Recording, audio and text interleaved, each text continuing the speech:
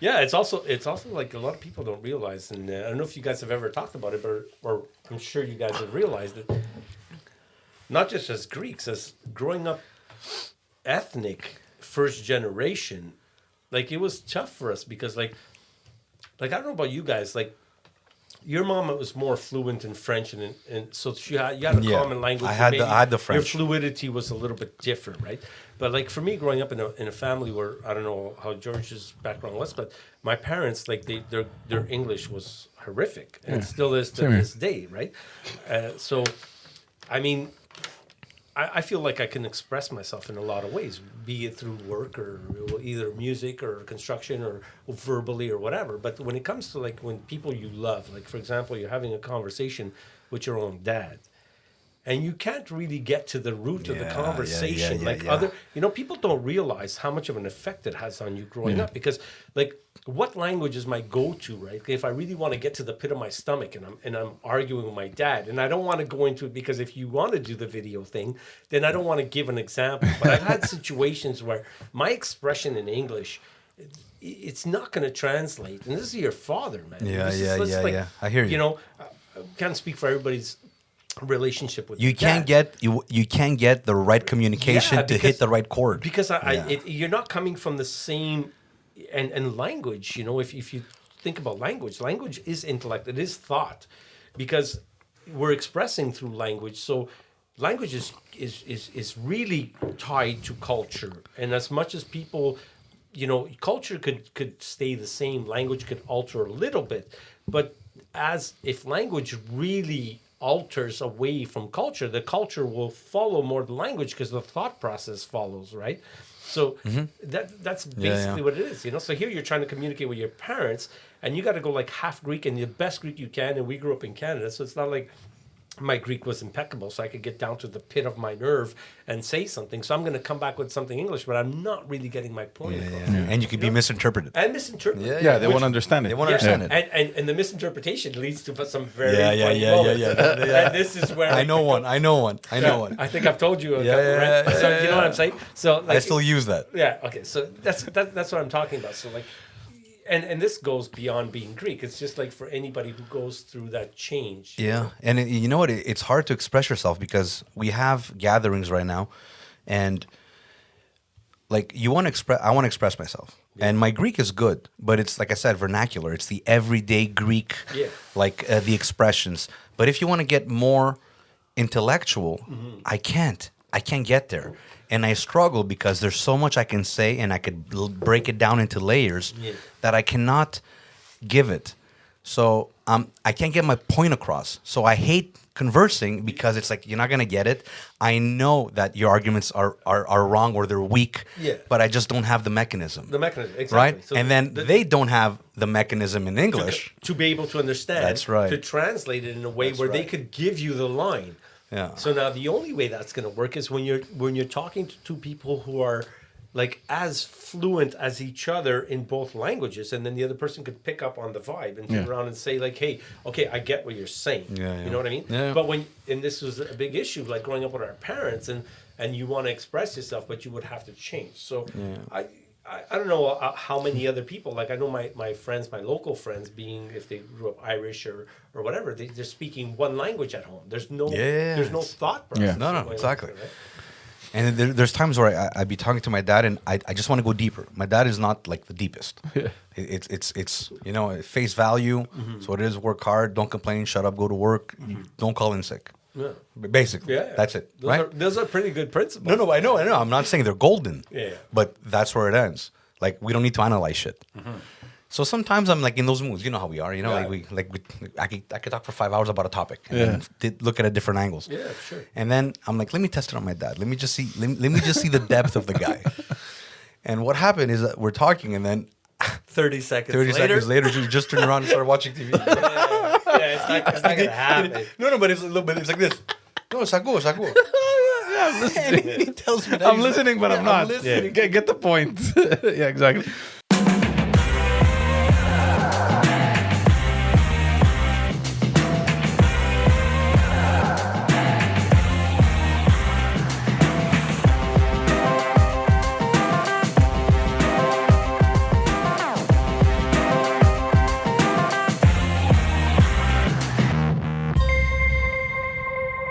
everyone, and welcome to another episode of Just Us Dads. Thank you so much for tuning in to yet another Dadversation. Thank you all again, and we appreciate you. And do us a favor, go on over to YouTube, subscribe, and follow us.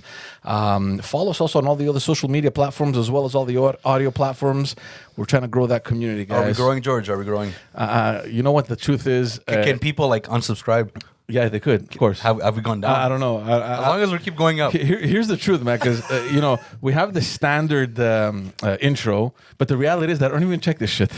I don't even check it. I don't even know how to analyze You're it. telling everybody to go and click and do Yeah, stuff. go click. It helps us. I know that it helps us and it counts for something, but I think last time we were looking at the statistics and I couldn't explain to you what we're looking at. And you were asking me because you're more of a numbers guy and all that stuff. And you're like, okay, what is this? What does this mean? I'm like, dude, I don't know, fuck. And I'm clicking at the little question mark thing so we can read. Whatever. Bottom line, just go and help us out and subscribe to wherever you listen to your podcast. We got a great episode today. We got another dad in the house. We're going to pick his brain. And he's one of the most interesting guys that we know. Peter Corbis, sir. How are you?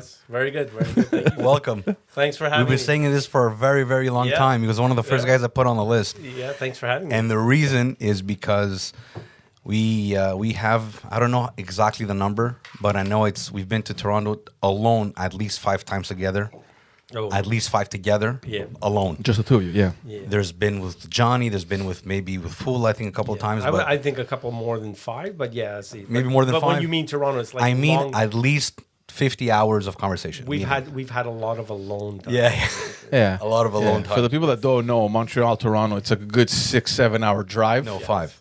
Is it? Yeah, 6. 5 hours. 5? 5. Yeah, but we would do Hamilton a lot together, which is a longer drive. It's about it's another past, 40. Yeah, so the Hamilton Montreal, the Hamilton Montreal is like about 5.5 to 6 hours.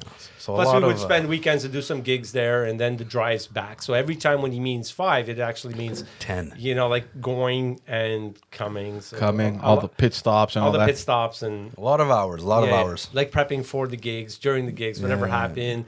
Talking about all the things good and bad after that. Yeah. So you were one of the first guys I put down. So it's unfortunate, but we found the time. And here's what sucks about bringing interesting people or friends or people that we're very close to and that we're very open, and there's always like this discussion that flows. The minute you walk into this house, well, now you guys came together, so I don't know what happened in your car. So that must have been something super interesting. Well, we had coming the here. podcast in the car. Exactly, yeah. So then you come in the house, by the time everyone settles in and we get the waters and all that stuff, look, we lose like a good 30, 40 minutes there. More conversation there. We come down here, by the time we press record and sync everything, there's like another 10 minutes there, and it's like it's done.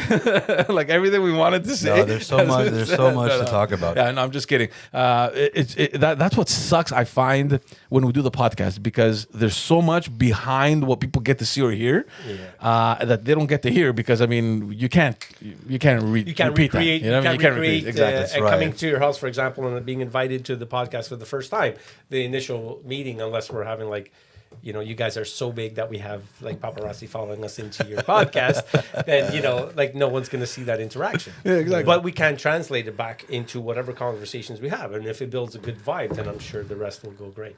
There you go. How's it going, man? Good, man. How's the family?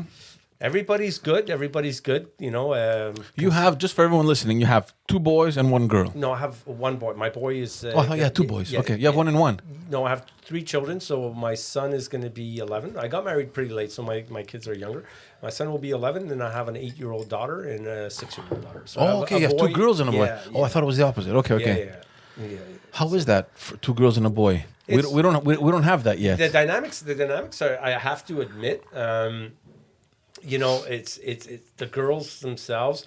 Well, we could segue into other things by saying I grew up in a family of a lot of women. I have 4 older sisters, so I'm used to that dynamic. But look, it's great. It's a great dynamic for sure. For my son, sometimes it's a little hard because the girls like to stick together and gang up. But he's older, so he tries. So.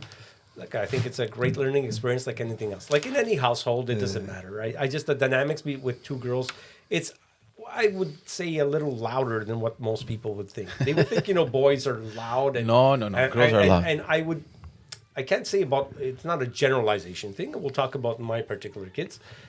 I find my son is a lot neater than my daughter's. Yeah. Let's just put it that way. Like Yeah. his room is.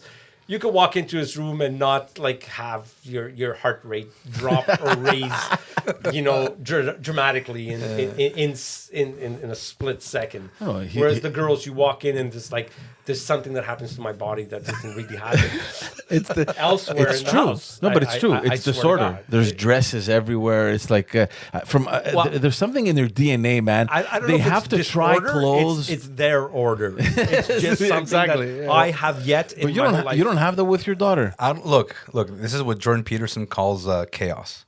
Yes. That's what he calls. That's what he means by chaos. But I'm okay in it. It's just that I do feel. I'm not going to lie that I feel something when I walk in the room, which is not the same as what I feel when I walk in my son's room. Is it a negative? Is it a positive? Do I want to change who they are as human beings? Not really. It's just that's how it affects me. Yeah. That's my shock. I get it. You know how I'm gonna describe it. Because I have 1 and 1. Obviously, my girl's younger. My boy's older. Yeah, the gap is big. So yeah. since we all understand music here, the girl for me is a higher pitched, a little bit more annoying sound. Gerasimo, my boy, is more of like low bass vibration and spastic. Mm-hmm. Right? That's how I hear it. Yeah. That in my brain, that's how But in terms of mess, I think they're both messy, Yeah.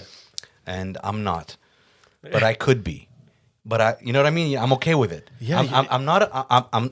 If I choose, I won't be messy. Yeah. If I don't have the time, I'll accept the messy. Yeah. And if 3 people out of 4 in my home are messy, Then you're then I'm messy. Yeah, too. I get it. I'm there. You're joining in. I'm joining in. And I'm not going to complain. Look, It's like Chris hanging out with guys and Chris at home with his wife in that setting. Two different guys, two different people. Like even at my work is organized. I'm one of the organized guys. It's like, oh man, look, you're organized. At home, it's different. I play a different card. No, it makes total sense because that's exactly how you have to kind of adjust to everything in life, right? Like, same thing at work. It depends what you do. Like when you first start a task, sometimes it might be a little messy at the beginning, and then it comes together, right? So, and sometimes it takes 5 minutes on a task. Other times, raising children might take like 15 years, whatever. But there's a process to it, right? So remind me again the age. So 11. 11, 8, and 6. Well, actually, they're like 2 years apart. Yeah, just okay. where their birthdays fall. Yeah. So they would be 11, 9, and 7. Right. So grade whatever they are in grade Yeah. 5. That's a good gap, though. That's it's a good number. 2 years. They came quite close together. I mean, just we haven't spoken a little bit of our backgrounds, but I know a little bit about yours. But Chris and I, we've played music together. But I've also been in construction my family life. So I've basically done 2 things in my life, and I've had construction companies and I've played music. So, I got married a little later in life. Like I got married at 38. I had my son at 40. So with my youngest daughter, I have 45-year difference. Yeah. So I guess my lifestyle kind of fits a little bit of their stupidity right now a little better because I do have a little bit more patience, and the companies are a little bit more stable. My life is more stable. Yeah. So in that aspect, I mean, will I be able to throw a baseball to them later on? I don't know. But, so I could deal with what Chris is saying. So I don't mind a little bit of the mess. But like in work and like in music, like whether it's construction, when you first start a job, it's you're demoing. It's going to get all dusty and messy, and then you got to go through the process of rebuilding it and cleaning it up. Or if you have a band, you want to get together, you got to do rehearsals. It sounds like not amazing at the beginning, and then you go through the whole process, and then you get to the shows and you have to set up your gear and you're sweating, and then there's that whole, and then finally when the good stuff happens, you're like, the good stuff really happens because of all the stuff that you did before. Yeah. It's the same thing with my daughter's bedroom. It's a process, Until it gets there. until it gets there, And all this helps you because you have perspective now and more tolerance. Yes, absolutely. Which are keywords in my life. Yes, which we've spoken. See, I just want to get back to what you're saying about the age, and people feel like they need to mention that as if it's something that's perceived like negatively. Oh, you got married late in life and all that kind of stuff. Yeah. But in retrospect, when you look at it, like now we're all dads, right? Yeah. When you think that a mid-20-year-old having kids versus like a 40-year-old having kids, logically, it makes more sense to have your kids later in life because you're much more prepared mentally. I find like 25ish, 30, you're like, fuck, your life I'll isn't. disagree with that. Really? Like your life isn't like in place, in order. You're maybe looking at careers. You're doing all these things. The kid comes in. Like I want to know what you think. What I think about that? Yeah, but let me just tell you why this. like I think just in terms of maturity and like readiness, prepared, like the foundation is there. I get that the age, to fit in the societal norms, I agree with you. You got to push it back.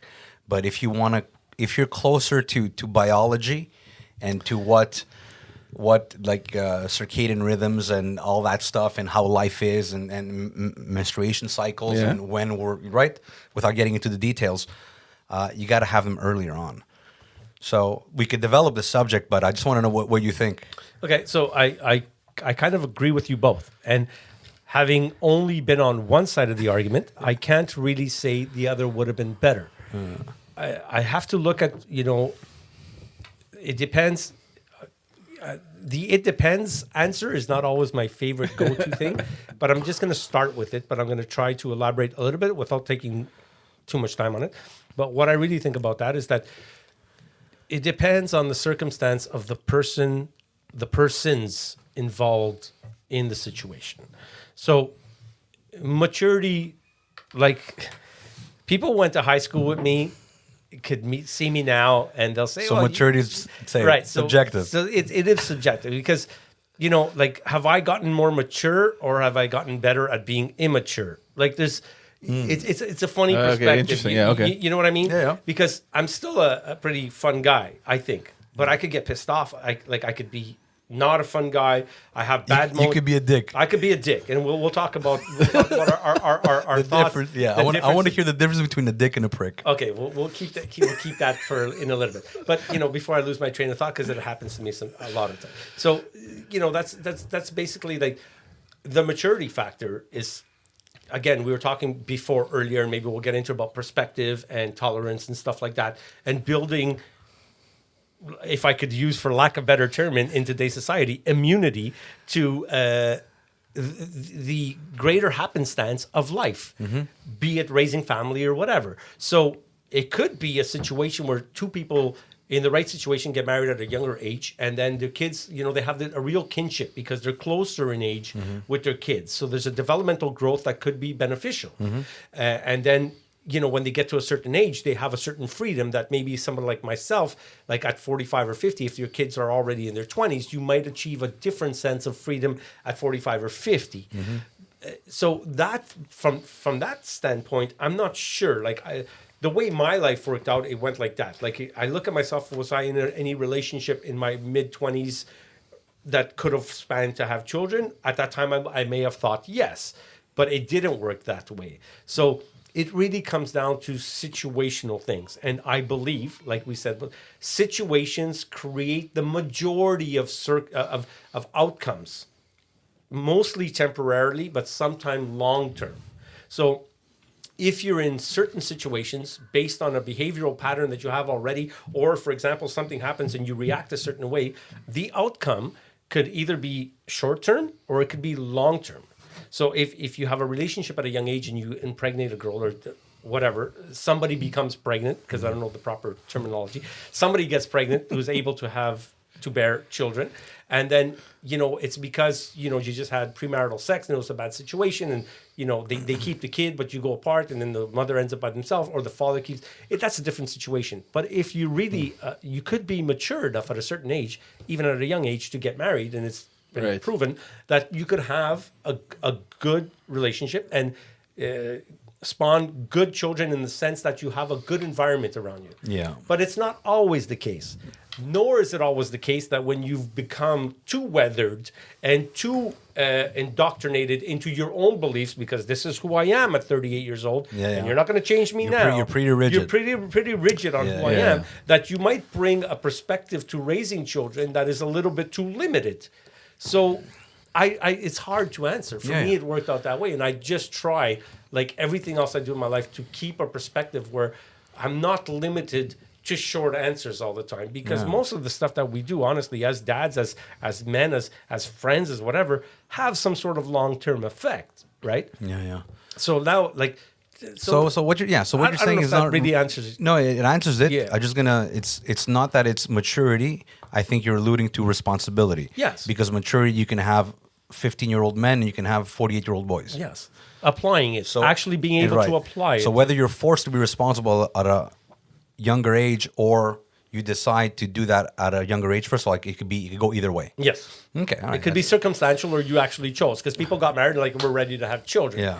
not knowing what they're going to get into. Yeah. But that happened to me at 38, because when I had my first child at 40, I still didn't know what I was going to get into. So question: do you believe marriage is for the couple or for children? Okay, so how much time do we have? Okay, because like the whole thing about marriage, I mean, what is it really? Like I'm a realist, but I have to like. A tough one, huh? It's not a tough one. It's just Okay. I don't know which answer I should give. No, you. what Like, I'm saying, if because most people can answer both, right? Because it's the union of two people, it's romantic, and then it has to pretty much last, or at least go through problems to show how the solidity of it. And then if that is unbreakable, then it's good foundation to bring in offspring, right? That's how I see it. Yes, and I think that is the comforting side or that's the comfortmental side of getting married. Meaning, like, you want to comfort yourself to be married, but the real thing about marriage, if you take it back to its origin and what it was, is that because as human beings, both men and women, or both people of both sexes, or they initially need some sort of security. And having somebody with them, knowing it's a little bit of a possessional thing, because marriage is something that is made by law through religion or cultural, or it is Societal. a societal construct. So, when you really dig your partner, you don't want anybody else digging your partner. Right? Yeah. I'm not saying digging in, just even digging your partner kind of feels a little bit harsh sometimes, right? Yeah. So if we predate smart people like ourselves who have the phones that prove it, and if you go back a couple of thousands of years ago, where laws and marriages were not the same, then I guess everybody was digging everybody else's place. So it caused a lot of tension between neighbors and people and whatever, because this is not a good thing.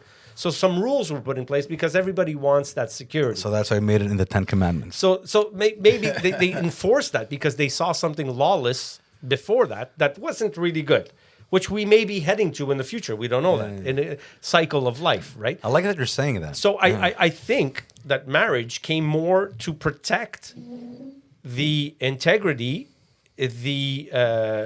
let's say the confidence and the ego, which is a very big word, and the pride of both men and women when they chose to say that they were willing to sacrifice their heartfelt emotions.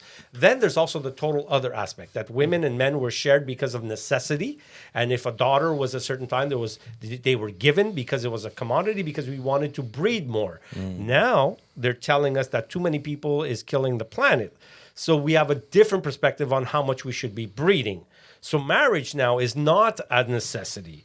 And you could be digging anywhere you want, provided that you could pay for it. Because see, the argument now with the people that the anti-marriage, let's say, that was going to be clan, the next question. Do you think the marriage is under attack? But finish your Yeah, thought. sure. No, because that whole group is like, okay, what do you have as a married person?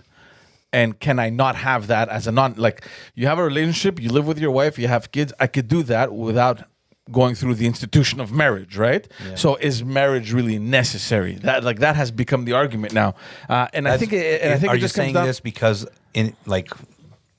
you're trying to say that it used to be like that because women was dependent on men? In a way? It could be an argument. Yeah. It's just that now it's like, okay, whatever you have now as a married couple, you can have it without being married. So why go through it? And I think for me, it's more of a cultural thing. It's like I didn't see getting married as a necessity. I need to get married. For us, we grew up in that kind of ecosystem where it's like, find someone that you love and that you want to share your life with and get married.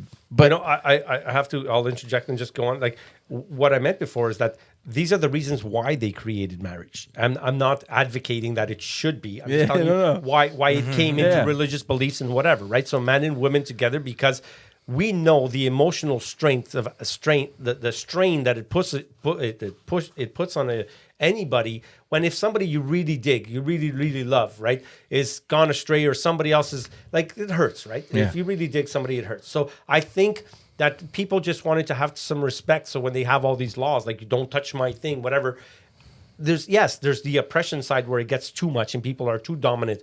But to go back on something that I have to kind of not disagree, but say about what you said about, because you think the marital says that women, in the sense that women were more like forced into it or whatever. Not forced. They were more dependent on men. On men. Okay, and I agree upon And the that. roles were very differentiated.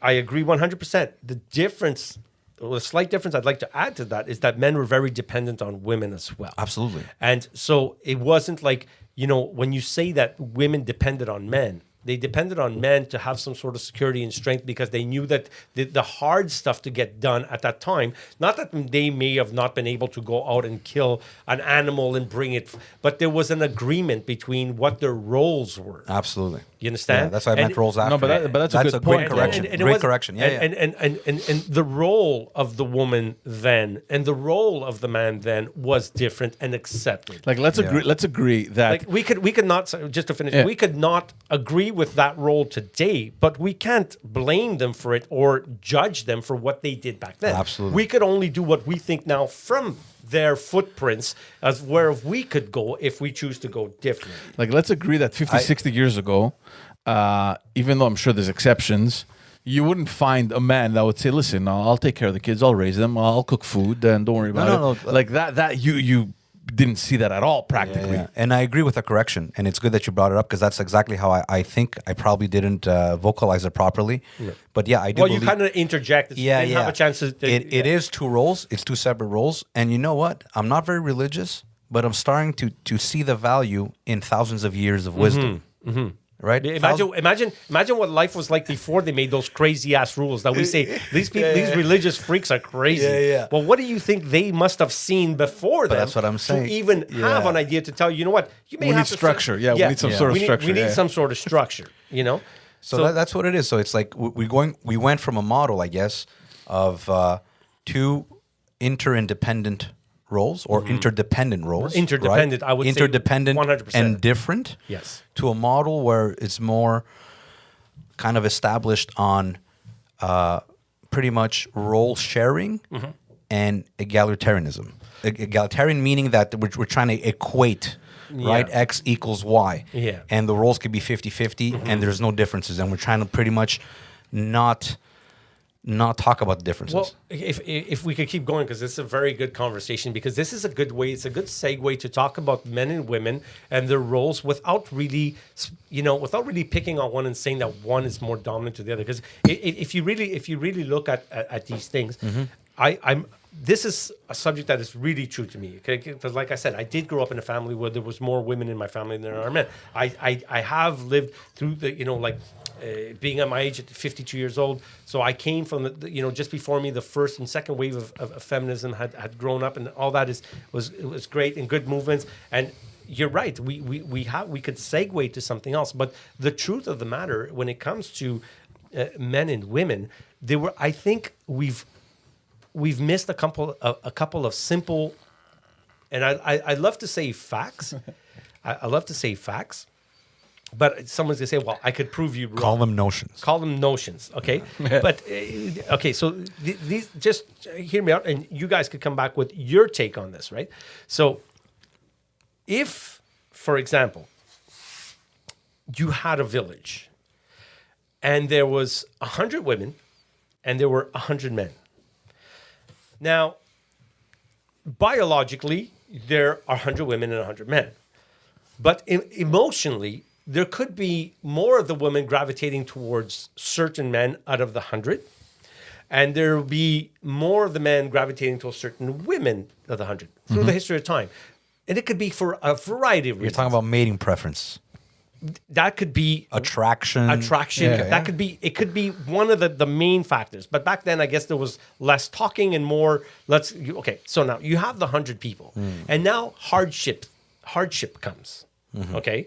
So every time there's been hardship in the history of time, and I'm not going to play the male thing that, but males, the female life, what I find hard to believe about certain arguments is that they cease to just mention. I'm not saying it's my only argument, but they'll cease to mention the fact that it's a numbers game. If there's 100 men, I could lose 99 of those men in a war or protecting the village, and just salvage one guy and keep the 99 women and whatever children, and my civilization will survive. Because that one guy in 30 days can impregnate all 100 women. I know you're laughing. We didn't need the men. The men were much more exponential. You could sacrifice men. This is why they went to war. Well, history has sacrificed men over and over again. Over and over again. Way more than women ever. And I've never grown up with any male in my life who ever told me, women are this and you should treat them bad. All I've ever heard in my life, and I don't know when I hear about all this misogynistic stuff, I know that it exists. I know that it's been in the past. I didn't have any rules and regulations. My father came from a history that he was probably beaten from his dad. That's what it was. And with me, he hit me as he felt, and I've never complained about it. I never thought it was a bad thing. I've never laid a finger on my kids, but I didn't need any laws to tell me that. Yeah. It was a generational thing that we learned. You understand? And guys my age in 50s, most of them don't hit their kids. Some guys do if they have others, but some women are very vicious with their husbands as well. People can be messed up in many ways. So when we keep categorizing and everything, I just find that we've lost touch with reality, that men have been sacrificed and women have been wrongly treated as well. Yeah. It's taken hard times to get us to these easier times today. Yeah. And let's not fuck it up. You know what I mean? Yeah. I agree with you. I agree with you with all And that. people should be able to express themselves as much as they want, Yeah. but we have to know that it was simple math. Yeah. It doesn't take a genius. And to figure it feminism out. is good as long as it doesn't turn into misandry. Yeah, as long as there's an overcorrection with everything, and a lot of people are starting to realize we might be overcorrecting certain things. Always. But hatred to be pushed is another thing, and I find there's too much of the hatred going around today. And I would like to have my kids have some. I'll say in Greek, misos in them, but to use it well. You know what I mean? As a tool. As a tool, but not to live Not by a defense it. mechanism. Not a defense mechanism, and to live by it, and not to let people in your house because you share different opinions.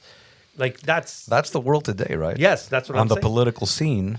Not just the political We're scene. seeing a lot of that. Yeah, I find there's more segregation on a block today than there's ever been before. Yeah. But we've spoken about this before. Sorry. So I don't know the topics that you've gone into. No. What we've spoken about is, for example, like this pendulum where society kind of swings one way, with whatever seems to be trending, and this hatred thing and all that, and like at some point it's gonna find its balance, right? And we've questioned about how.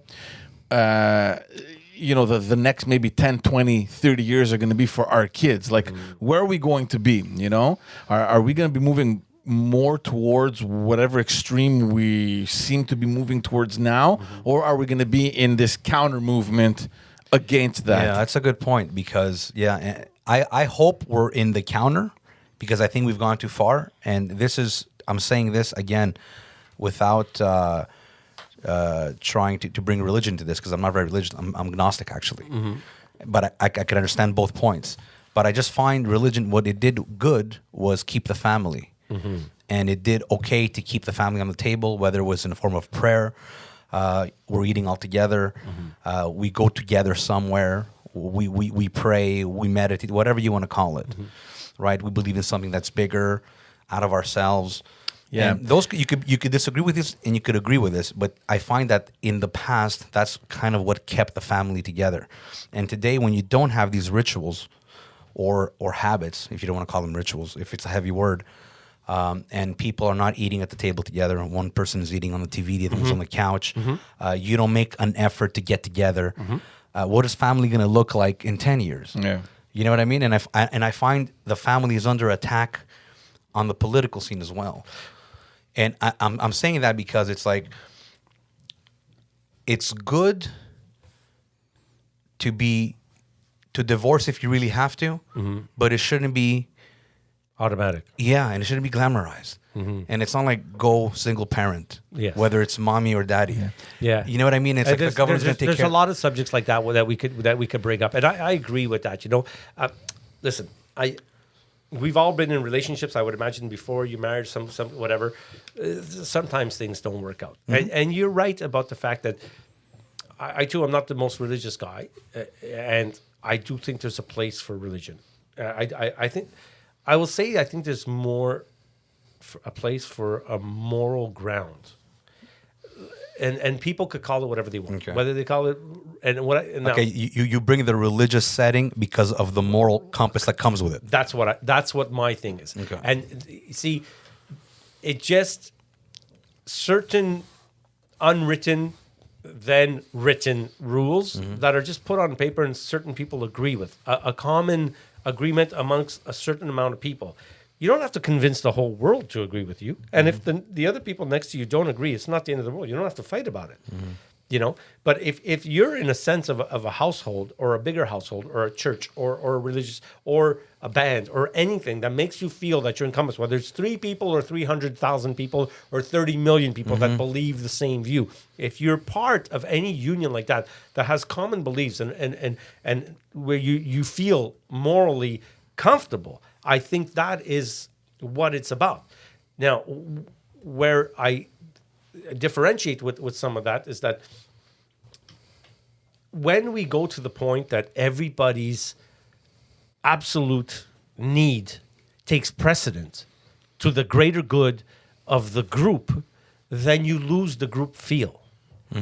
So when you're in a group and the youngest member or a member of the group doesn't feel up to par or has something, when we, you know, before that person had to, like we would say, suck it up or whatever, right?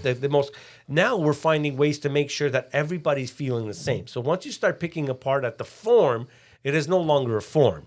It might take a new form, and we're in that transition. Yeah. That how long will it be and how far will that form go? We don't know. But I'm pretty sure there were people before us in our generation saying, where are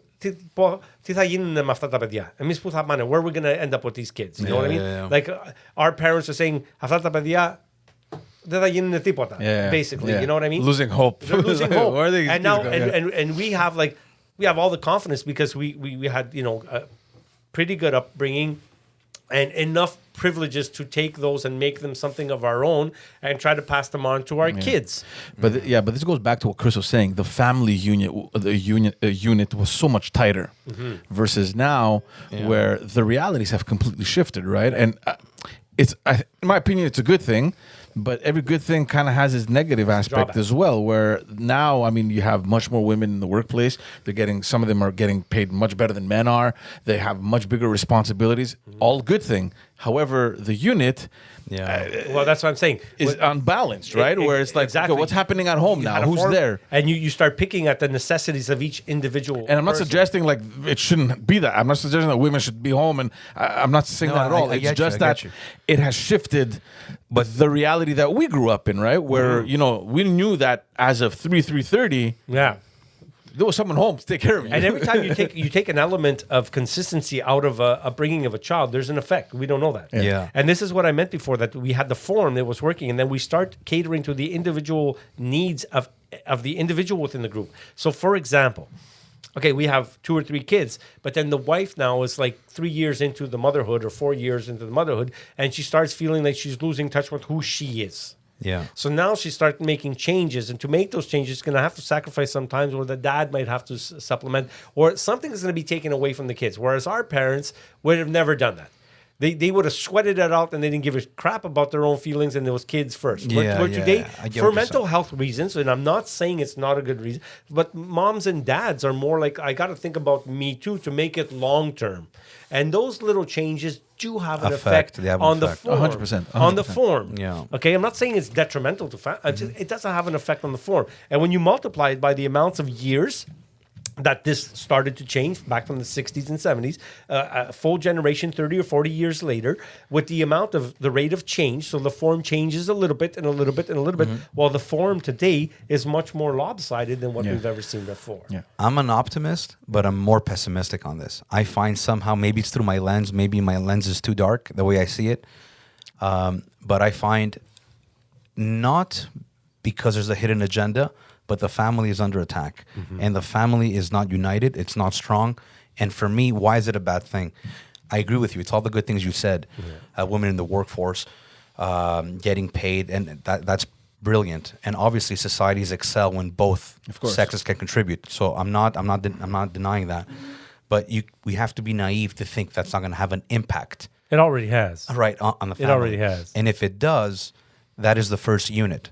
That's the first mini society. And you know what else? If you can get it to be cohesive in the beginning, right? Statistics prove in the last 40 years that the change is overwhelming. I mean, you're being nice to say that it's going to have some sort of change. But that's why I'm pessimistic about it, because that's the first mini society. And if marriages break apart, families break apart, then the society or the neighborhood, which is the bigger scale, is breaking apart, then the community is breaking apart, then it's hard to make a big group. I have a question. If you cannot tolerate a small group. I have a question before we could even think amongst ourselves, because we could change our world. You know, we used to think of, we're three guys talking, three dads. We're not going to change the world, but we could change our world. Like I could walk there. Yeah, I could walk out of this conversation knowing something about George and say, you know what, I'm going to apply that. Thank you so much for the opportunity to be here. Yeah. First of all, already in the conversation, thank you guys for having me here. It's really our pleasure. Nice. It's really nice just to open up, and Sure. whatever subjects come up, and in the future, if we ever do it again, I'm open to all kinds of conversations. But just to say that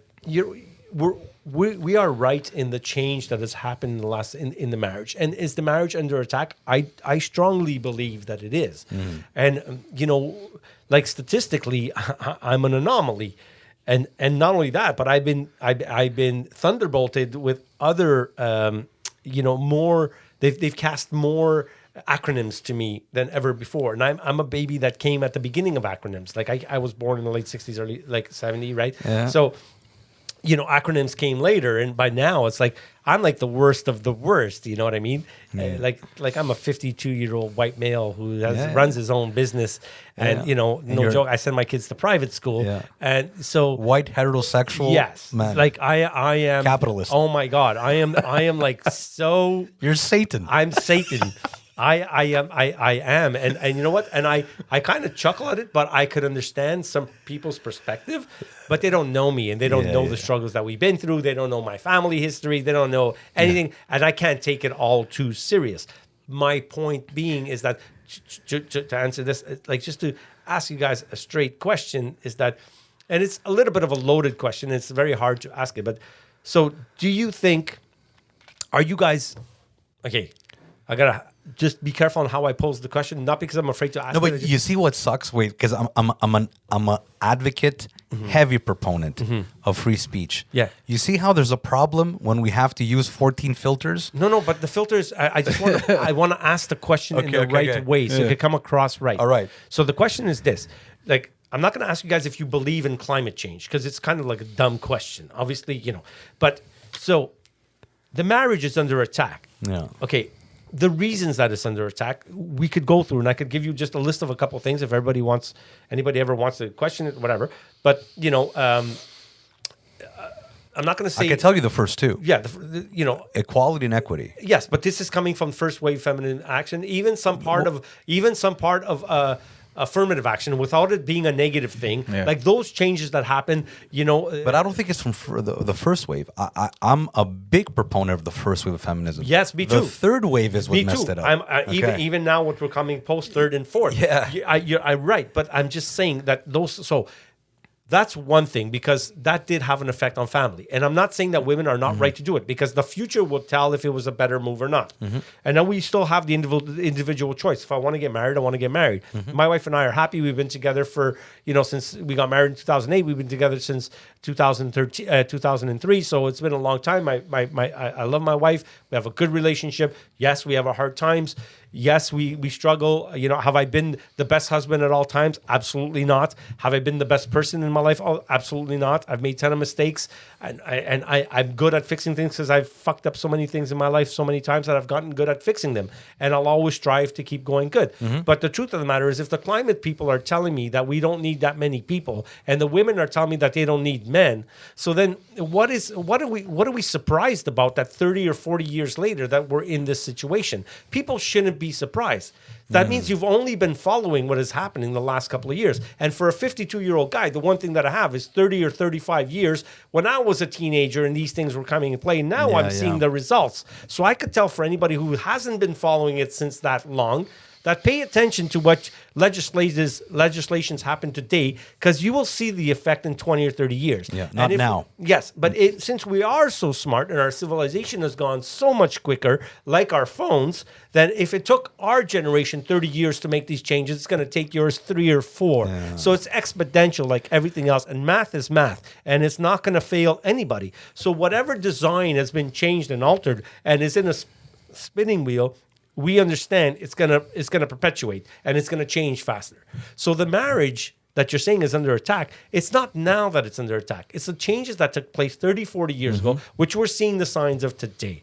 Now, all set aside, I'm not advocating for or not for. What I'm just saying is we shouldn't be surprised. This is what you're observing. Yes. Yeah. This is what I observe because I see the change. Yeah, I just want to bounce back to what you were saying, about how the family unit is transforming and all that stuff. And I was thinking the other day, just going back to what we were saying, right? Where, like we've unbalanced the whole thing. Like I got used to coming back home to a parent, right? And not long after I got home, the other one came home, and we were home during the whole evening, and like nothing else happened, right? Like that's what it was. Now this has changed. Parents stayed at work much later. Kids are staying at school. Like I don't remember ever having whatever you call it, the garde there, or whatever they call it now. Where they keep you at school 1 or 2 hours later for the parents to finish, and like I don't remember. You give them $20 and they keep your kid on whatever it is. 2 hours extra. Both my parents worked. Yeah, but and maybe it existed during our years, but I don't know about it. But what I'm trying to say is that, see, now, let's say we take that reality, right, where the family unit is kind of unbalanced, and the parents are working and they're scrambling or whatever. I don't think it's only unbalanced. I think it's unhealthy. No, but what I'm saying is this. Assuming now, and I don't want to generalize, we're going to look at like our community that we know pretty well. I always talk about us. Yeah, exactly. And when we do statistics, we could do it with 3. Yeah. It usually gives you a good. So here's the big question mark now, and this is my reality, right? Where my in-laws or the grandparents have to watch over the kids, right? Now, because of that stability that existed in their generation, chances are that they're still together, right? They're you can trust them to raise, or to keep your kids for whatever amount of time until you get back home or whatever. Fast forward now 40, 50 years, right? Knowing the reality now with marriage and how unstable it is and all that stuff. Your kids have kids now, right? So you're a grandfather, and they're living whatever situation where maybe it's the same thing like it is now. Who's taking care of these kids in the like? You understand? Like at least now, AI. Like this is my big. It's like, okay, now at least there's this trust factor because the people watching my kids are part of that older generation that are trustworthy, right? That knew how to maintain that family together, and they have those values and all that. What's going to be there for our kids? Like, let's say, assuming that they're in that same situation, like, who's taking care of their kids? It's I'm projecting so far into the future. Like, I mean, it's almost impossible to answer. It's but actually it's not that far into the future. Yeah, it's not that far. As long as it's not government. Yeah, it's not that far into the future. And now that you said into the future, I don't know if you guys know Alvin Toffler's Future Shock. That book is like still actually smack on. He wrote that in he started in 51, ended up publishing like 57 or 59. I mentioned that book last podcast. And you serious? Yeah, and I picked up that book the second you said it. I'm not diagnosed, but I feel, and my wife will tell you that I said since I was a kid, and I think I'm dyslexic, so I have a hard time reading books. I'm more like the Audibles and stuff like that, and I'll research like through video and stuff like that. And I have a hard time with books because I repeatedly read the same thing over and I get frustrated. But I'm really good at remembering stuff. So when I'll read something or or I'll go and I'll listen to the video over and over. And even with music, right? Like my reading is good, but it's not a chart reader because probably it's like my eyes keep staying on the same freaking line all the time. You're 52 years later, I still have the same issue. But I've found other ways around it. Yeah. So I never thought of it as a big deal. Today, it's horrendous if one of your kids has something like that in school. You're like ostracized and you have to give the end of the world. He needs medication. He has to be followed. He has to be treated. Yeah. So like at the end of the day, it's like I don't even know how much the educational system of today is going to be relevant in our kids' future anyways. Yeah. But that's another subject, But it's just that. It's just the fact that the changes, the rate of change. And I keep going back to that because you know what, George? I don't think you're going to have to wait 30 years to see the effects of what that is because it's happening so quick. And you see, it's already an iPad. Yeah, your generation of people, there's a lot of your generation of people that are divorced. And like I said, I'm never going to speak about anybody's decisions to do what they do. But when those are pushed upon me for other reasons, as long as people have the choice, and what I mean by that is, yes, it has to be an informed choice, but who's giving the information? Yeah. People never question. I mean, not people do question, but let's say if you want everybody to be happy in your house. So when you're talking about government and politics and whatever, without not getting into, left and right and who's conservative and who's this, because, the last 2 years, it's been all about that. Like, I know people who all in the last 2 years have followed politics, and we've had this conversation like earlier too, that I'm not not the most knowledgeable in politics, but I've been following politics since the late 80s, early 90s, when I was in my early 20s, and a lot of things started happening. So I've known a little bit of world stuff. I mean, I lived in New York during 9/11, working and studying as a musician and stuff like that. So I know a little bit of American politics and Canadian politics. So my beliefs are not based on COVID and the last 2 years of what has happened. No. Those last 2 years of what has happened and whatever are based on things that have been coming. COVID is a completely different thing. Nobody really knows where it came from, how it is, and where it's going to go. We're all still living it. Mm-hmm. So anybody who says they know, it's like I tell my friends you were talking about before, it's like, how is it going to affect us? We'll have this conversation at 70. And who did the right thing about getting married at 20 or at 38? Have the conversation at 70. We could talk about our lives. I guarantee you will pretty much come to even keel. There's going to be a curve. There's going to be a curve. You know what I mean? Yeah. And you're going to hit that plateau and everybody's going to be good. You know what I mean? That's basically the same philosophy I try to apply. So I don't panic. We said that before the podcast started. Yeah. Like, I don't panic about these things anymore. You know what I mean? You don't worry about climate change? No, I don't worry about climate change. Okay, you know what? I don't worry about climate change. It's not that I don't. Wait, let me listen. If they ask me to recycle, and this is what everybody's doing, I'm a team player. Yeah. Do I think that the recycling is really doing something for the world, or is it being misrun and people are profiting more than it's actually doing good for the environment? Probably, like everything else. But if it's a good idea, I'm on board. But I mean, do I know that it's really helping? I don't know.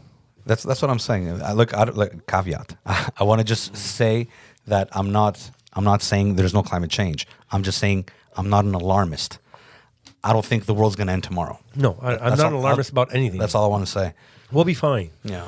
Yeah, I not to pick sides or whatever, but I did have somebody tell me once that, we can't have like another 4 years of this particular president or this particular whatever, the world's, and I'm like, no. There's not that much damage that one person could do that quick. I mean, there's tons of other things that have to happen before, and I think people just get a little bit overexcited. Now, what has happened? The world is changing fast. Mm-hmm. Social media is perpetuating the smallest things.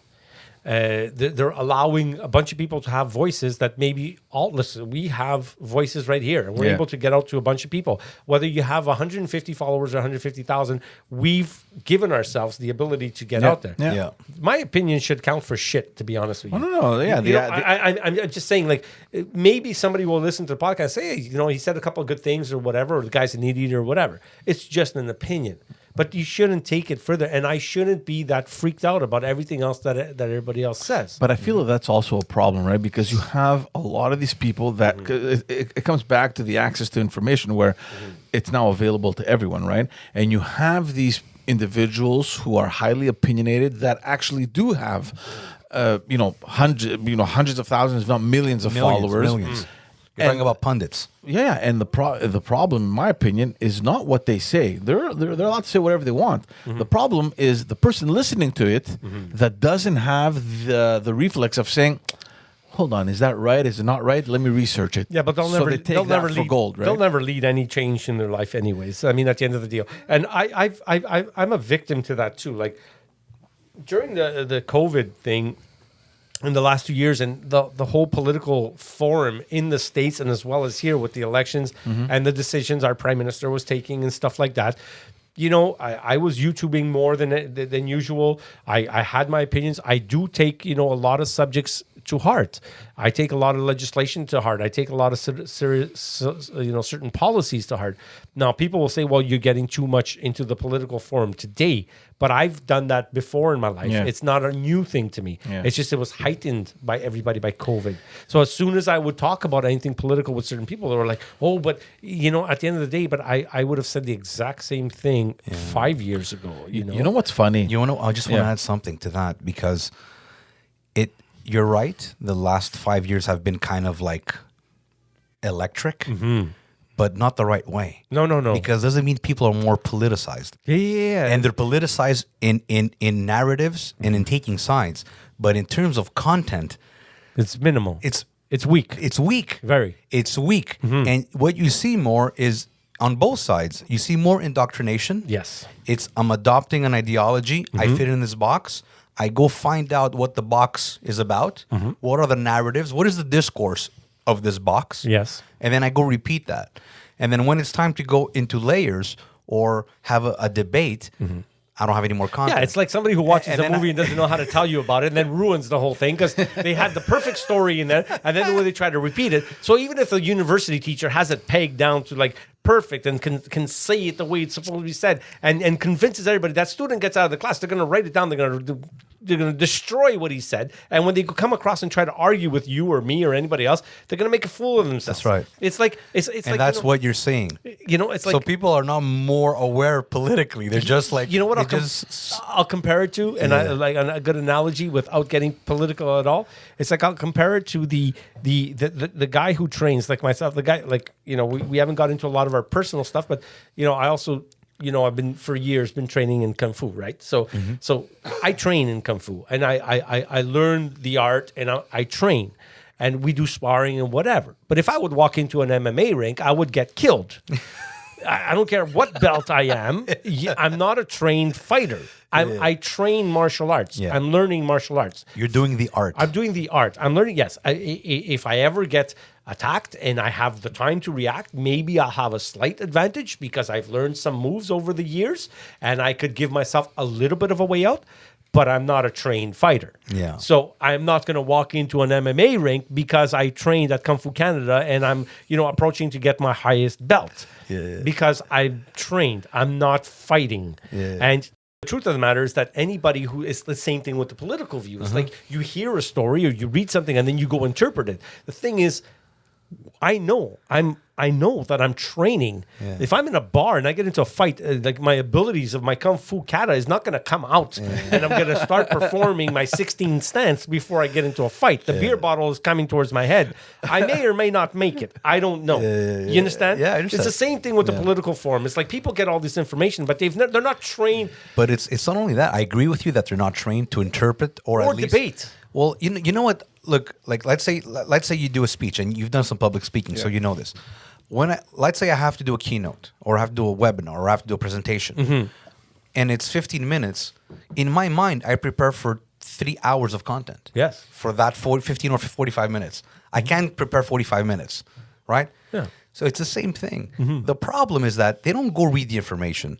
what they do is they go read a headline. They read one line, and it's like, oh my God, this is how my ideology wants me to react to that. See, the strange thing. You get it? That's why it's shallow. It's weak. but on both sides. It's on both sides. But for I'm me- not picking any. I'm just telling you, it's weak. Their argument. Most of the arguments are weak. For me, it's been more frustrating, and the strange thing is that, see, where you're saying that the last couple of years, because of everything happening, got you kind of triggered to be more informed. You've been watching more videos, reading, hearing, listening more. For me, it's been the opposite, and I was so politicized, right, because of my job, to the point where the last couple of years, all I want to do is disconnect. I just didn't care, and I feel bad saying this because we're in the middle of what probably is already characterized as the biggest health pandemic in recent history, or at least that's what we're told. And I just had zero interest. I'm like, oh, whatever, man. I got turned off. I got turned off about the politics. I got turned off about the discourse. I got turned off about everything, man. And it's just strange because I should have been where you are. I was like, oh shit, okay, what's going on? Like, this is a big. No, but it makes total sense because as I don't want to say X because you might get back, but as a politician who's had political background, I get it. It's almost like something, you kind of know the ins and outs a little bit enough to know like what you're gonna. I'm sure the key things that you needed to hear, you got your information and that was it. You didn't go beyond it. Right. You know what I mean?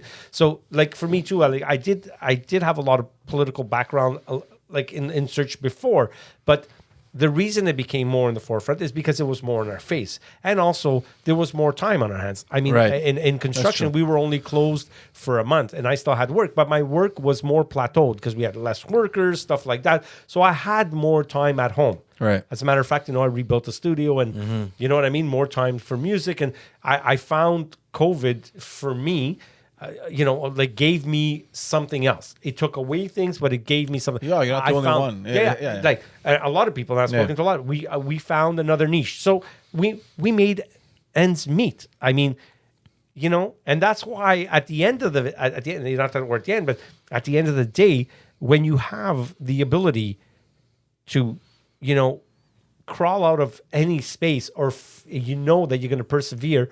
These things shouldn't make you afraid. Yeah, resilience. And they shouldn't dictate who your friends are going to be. But you see, but Peter, here's the problem. Logical people that think like you aren't fazed by anything that's been happening. I mean, you want to get informed, and it's fine.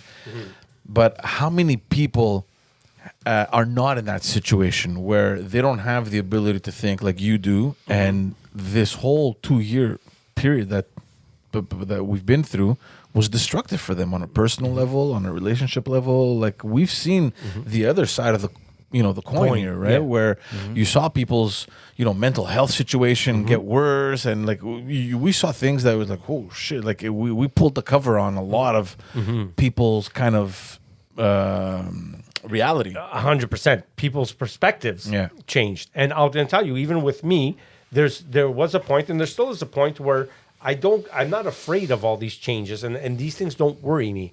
But I did get more active in because I would see things like, from, not to get into, but I'd see things that changing in the school, the way the Zoom things were happening, how that the kids lost, I had one daughter that was in grade 1, which is an introduction. Oh my God. As a matter of fact, her teacher was, Chris's wife at the time, because she's had 2 of the 3, right? Yeah. She has my little one now. So Alexander was Ileana's teacher at the time, and that year kind of like at the end of the year went, and then grade 2 was in and out. So these are things that we can't get back for. Those are the things that were more, that I found like the way they were being handled could have been a little bit different. Now, if it's politician A who's making the calls, everybody's gonna, like who would have really known how to handle these things if we're not privy to the same information that they are? Yeah. So the moment that you don't have the same information everybody else has, when you stake your claim, and this is what upset me with a lot of my friends, and why I had some fallouts, and some people even said, may have thought that I was a little bit too strong on some of our conversations, but usually was always contained to my home. I would never go to somebody else's house but if you're at my house and we're having a drink and you start the conversation and I had something to say, it's fair game. Yeah. I allow you to talk, but you're in my house. If I'm coming to your house, I wouldn't do it, right? I never got to any big arguments, but I'm just saying that how people were, still to this day, when it comes to the vaccine things, when it comes to the passports. yeah. Not to say right or wrong. I'm just saying people are staking their claims and they're basing their beliefs and will destroy friendships and whatever over things that are none of us are sure of. Because they strongly believe what they think. Yes, because they strongly And believe what they they're think. not flexible in their thinking. This is why when I would get into moments like that with certain friends, like my wife would always give me the keywords and sometimes the keyword could not override the fourth or fifth, single malt scotch.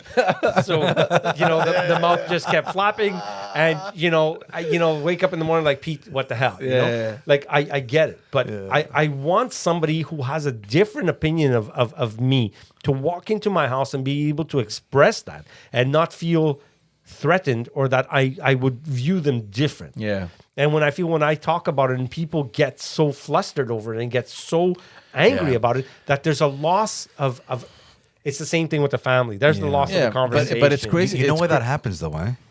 You know why that happens? Why it happens? Yeah, or where? I'll tell you why it happens. Okay.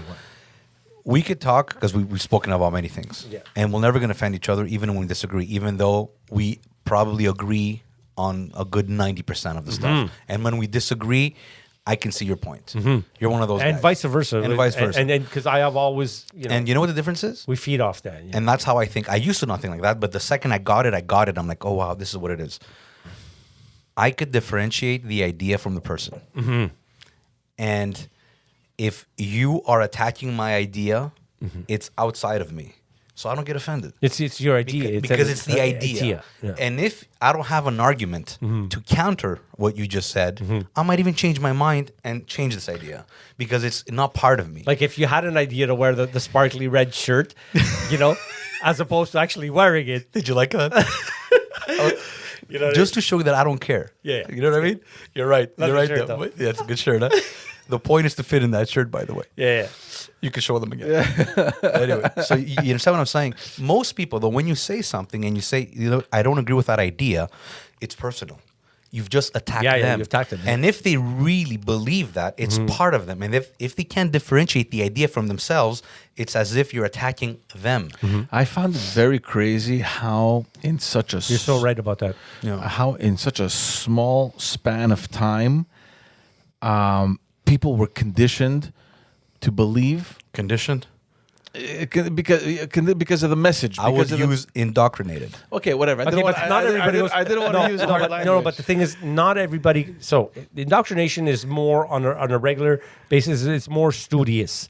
I think what it combines is also social media and media itself and What- friends yeah, talking. yeah. That they can't really be indoctrinated. So it's they. In schools, yes. In the media, yes. But other people, it's just by hearing. But That's all they know. Your average but it- guy would be influenced. But, Yes. but in general, like I mean, even within I think that's a better word to it. Yeah, within your circle of friends or your family, it's like it went from in the very beginning. How's everything? You do you need anything? Calling, aunts and look, I'm on the road. They're like, what? You're not wearing a mask? Get the fuck out of my house. No, exactly. No, but it was like it went from this wave of solidarity, which I found amazing, right? It's like, okay, what do you need? Listen, I'm on the road all the time. If you need, just give me a call, man. Don't get out of the house. Like, especially my aunt and my parents and all that. It's like, look, I'll bring everything. I'll leave it at the door. Just don't worry, okay? Just call me. Yeah. I don't give a shit. Like, there was this, and then how that transitioned from, you're coming over with, do you have your vaccine? Do you have your wet naps? Do you have your thing, antiseptic, whatever? Like everyone, Can I tell you- everyone kind of curled back into their cocoon. And they're like, is he vaccinated? Okay, when we were allowed to come back into to gatherings at home, it's like, do I invite so-and-so? And not only that, when they come, it's like, okay, do I shake their hand? Do I kiss them? Yeah. So weird. You're so weird. Is it a tap? Like, what do we do? Is We it a still no- don't know. We still don't know. So I'm going to tell you something that kind of similar, but something that true fact. In 2001, I was at the musicians collective, drummers collective, which is the John Patitucci School in New York. I was studying there, and my first day of school was the 11th of September. That's crazy. And I have to tell you, when you said before about how the climate changed, like for Instantly, instantly, yeah. right? But that's a whole different situation, Now, though. Let's New understand that. York is. I've lived in both. I lived almost 3 years in Los Angeles. I lived in New York for just over a year, 14 months, between New York and New Jersey while I was going to school there. So, the East Coast and the West Coast has a lot of difference when it comes to camaraderie, right? One is very, very cold and plastic, even though the sunshine is out all day. And the other one, like in LA, if you don't have something to offer people in the long term, conversations won't last as long. Whereas in New York, you could walk into any club and see some of the best musicians, and you know what? And you could get a job at any bar. It's a little different, right? But I've told people this story, like the 3 weeks, especially the first 3 weeks to a month and a half, I would say. After the event. After the event. I mean, when you would walk down the streets in New York, from the posters to the flowers to whatever, I mean, the shittiest characters that you can imagine were all like angels. Like it was so somber. Everyone loved everyone. Everyone cared. You know what? People, if cops were checking bags, people would stop and nobody would complain. It was just this thing that you would see in people's eyes. Nobody was sure. Yes, there was hatred towards a certain group of people because of the identity that was identified with that at the time. Right. And not to get into racial things or whatever or political thing, but there was that. But aside from that, I've never felt a city as big and small as New York with so much diversity. And that's what happened. It was the same thing with COVID. We would come home, we would turn on, like him, love him, leave him, Every or keep day. him. You would Every turn day. on Trudeau, and when he would turn, talk to the crowd, to the people, you're saying, what's up? Whether you agree with him politically or not, it was your go-to thing, kind of, right? Whether it wasn't him or whatever. So, and then call your parents, or if your parents are still alive, go visit, like you're saying. Yeah, you're looking at the stats. Yes. Yeah. Yes. And then it went from, like they said, 2 weeks to flatten the curve to show me your papers. And then people are freaking out, man. And people are not sure. So if you've chosen to believe and now you have the slightest inclination that you might be wrong, there's two things that are going to happen. Either you're going to start having more conversation and start informing yourself, or you're going to stick to your ideology and you're going to argue your fucking ass off. And you're going to divide, like you said, your friends and your family. Yeah. Now the newest thing, and I don't want to transition this to COVID, but Austria. No, forget about Austria. George, we are living it, and we haven't seen each other in a long time. Yeah. So you could talk about it. Because now they've authorized the vaccination for the 5 to 11 demographic. And from the very beginning, first of all, I never even thought that it was going to get to our age group. I for some reason in my mind, I was like, let them vaccinate the senior citizens. They need it. Let's protect that demographic. or anybody with a pre-existing condition. And it's gonna go by like this. Don't worry about it. Like we're gonna beat it because they're the most vulnerable. Like Trump right? said, hey, this is, we got it. One day you wake up, oh, it's not going to be here. Yeah, because it's the most vulnerable. So it won't even come to us. Forgot to mention 3 years, but yeah. Yeah, no, it's like it won't even get to us. Don't worry about it. I remember telling my wife, I'm like, don't worry about it. They're gonna get the old people. It's gonna get maybe down to the 50-year-olds, and then by that time we'll be done with it. It won't even get to us. It got to us, and I'm like, shit. I got the vaccine because I believe in science, even though like blindly to the point where it's like, okay, that's what we got to do. You're a team player. I never thought for a second that I'll be vaccinating my kids, though. You know what I mean? And then when you did it for your older son because of whatever circumstances and the activities, it fucked me up, bro. I'm like, what the hell? Not to be a semantics And junkie. now, no, but hold on. But now- you said authorized. What do you mean authorized? The authorized. Oh, yeah, The 5 to 11.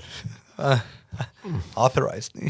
They stamped it. They gave the stamp. No. It's like they're pushing it. Yeah, they're pushing it. Okay, It's whatever. not authorized. Yeah. They're pushing it. Yeah. You know what? If everything is working well, we're lowering these curves. We're flattening the curves. Well, no, because No, if but you look at... we still practice distancing. We still wear the masks. We have 60%, whatever percentage of vaccinated. Oh, no, it's way more than that. We're doing very well All right, over here. more- okay. I actually, like, again, these are arguments that we could all go on forever because it's No, but do we really need to vaccinate the 5 to 11 years old? Like, it bothers me, man. And then it's going to get... See, we had this... That's why don't say authorized. No, but we had this conversation when it came to your son's demographic where it's like, okay, do we really need it? Yeah, because But my kids are on the hook now because Yeah. all three of my kids fall in that age Yeah, group. so, but it came to the point where it's like, they put their foot down. They're like, well, if you want your kid to do activities and if you want him to participate to all this after school stuff, they need to. So you had no choice. So now I'm thinking, okay, obviously you're not gonna segregate your kid from the rest of the like you don't want him to Segregate is more like being ostracized. yeah. So now I'm even thinking, the parents. and I don't know what's gonna happen now because it's new, right? So we don't know where it's gonna get to. Are they gonna say, well, if your kid wants to go play in the schoolyard at recess, or if your kid wants to go to the library, or if your kid wants to go to I don't know where the cafeteria or whatever it is. So it's like they're kind of cornering you. You know what I mean? And if I'm going to take my best stab at being not politically correct because I'm afraid to speak my mind, but just to be able that if there are people who will listen to the podcast, to just try to hit a little bit of a broader scam for like a broader audience to try to get both sides to see one or two basic things. And if both sides could see those two basic things, then we don't have enough information to be this diligent about our beliefs. But we never did. Either way. Yeah. Either way. You know, never in the history before of vaccines have they ever gone to the point where you're forcing people who have had via natural immunity the disease or the virus to be. So now there's a lot of new things coming in, and we don't know if they're right or they're wrong. So a lot of people are going to be questioning. But when the society as a society comes to the point where you're not allowed to say, hold on a second, can I ask a question? And why this and why that? And, you know, then it just makes you think. So I could tell you that two sides completely. You believe in the science, and the science is coming from the people who won the war. And what I mean by that is whichever side would have won the election on either side of any country may have used different approaches. So the one who won the political war in the last thing are now calling the shots. So you're believing in the science that they're pushing. Is it the only science in the world? No. Are there other people who might disagree? Yes. Are there higher numbers that believe in one than the other? Maybe. We don't really know. We know what we're being told. So I'm a team player. I got double vax like everybody else. But when they're talking about numbers, about how many people have been vaccinated, if you take into account the people who have already had COVID and didn't even know it, because there were so many asymptomatic people at the beginning, count them in to the people that have been vaccinated, because the truth is natural immunity still has, if not higher, equal to, and we could all agree upon that. Some people say, well, it's not proven. Well, it's not proven that the vaccines work because people who have vaccines are still getting, and you don't even know it. So if you're asymptomatic, you could be more dangerous to somebody who doesn't have. So there's so many arguments that are both right and wrong. But the truth of the matter is none of us know. And like I said before, when people start staking their claim and putting their whole identity, their doxia, right in the ground and saying, this is who I am, this is what I stand by for on such a temporary status in our life, you're risking friendships, you're risking relationships, you're risking your jobs, you're risking whatever, and people are getting fired and losing their jobs, and people are being ostracized, and we're separating, we're dividing over things that none of us are really sure of. Uncertainty. Sounds a little like religion to me. Yeah. You know what I mean? Yeah. Sounds a little like religion to me. Yeah. So people are going to start fighting over it. And that's what happened with religion. You don't believe what I'm saying, and I don't believe what you're saying. Well, look at the proof. Well, what's the proof? These are the scientists. You know what? I can't see every enemy. Does that mean that God does or doesn't exist? You know what I mean? Like, you're saying we should be agnostic on this issue.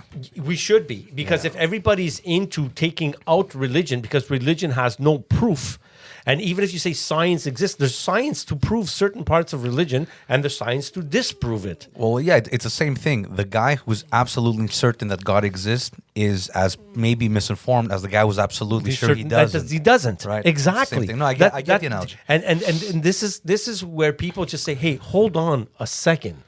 Just a second. Yes, a year and a half has been horrible on us. But can we just look at it in a little bit more of a broader perspective? Because we do have, like you said, we have control over you said there's more control over the disease. We're being a little bit smarter.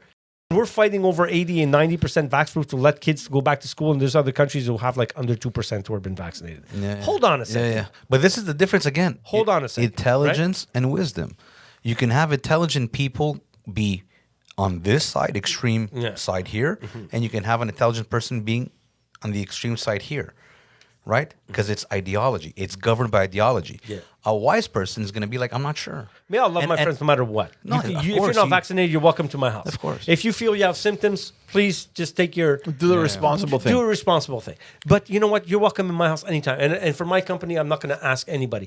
But if the government forces me and I have to do it, I'm still a team player. Yeah. So what happens now in the construction industry? Do the people need to be vaccinated to work on the sites, or have they imposed anything on you? Or? Well, the thing is that they haven't imposed, but what happens is if we work in certain regulated buildings, like for example, like in a hospital. my Let's see, companies, like my companies, we do residential and we also do commercial, and a lot of our commercial jobs we'll renovate banks. Yeah. We do, I work for Radio Canada, Bell Media, Lotto Quebec, Intria, places that are highly, highly success, and the building itself has vaccination policy. Yeah.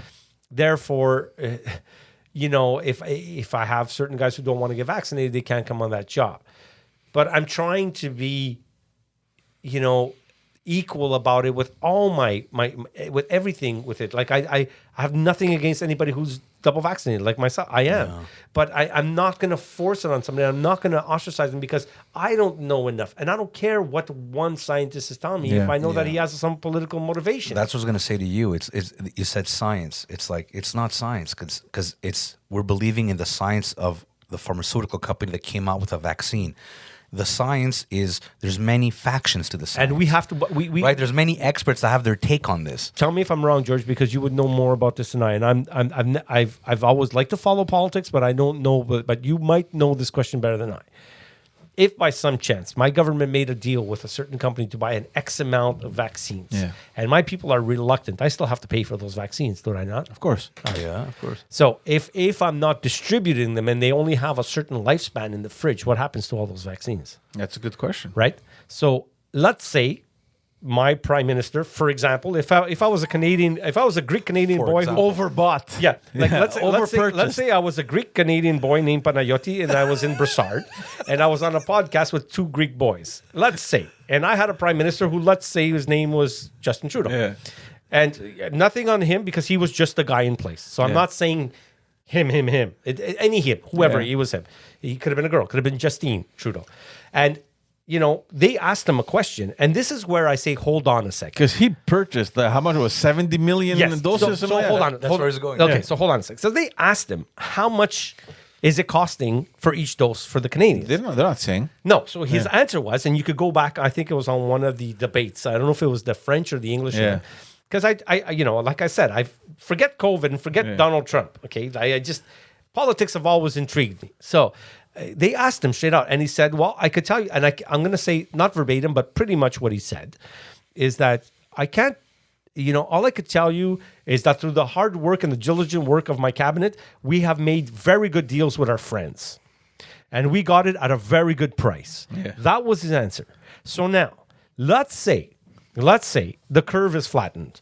Let's say our hospitals are not overwhelmed. Let's say we could handle it. Let's say science tells us that less than 1% of people with pre-existing conditions in a certain age group are more likely to die to get it. Let's say all that science is right. So now we've reached a capacity where they haven't used all 70 million or 100 million doses that he bought, that he promised to purchase. And let's say, there's no more symptoms. And come January, it was like, we need new clients. Fuck COVID, we're done with it. They still have to pay. Now, in the States, multiply it by 10. Mm-hmm. In Australia, about the same as us. So worldwide, there's a lot of purchases that have been made on those vaccines. These companies, and those governments have to pay for them. These companies have made trillions of dollars.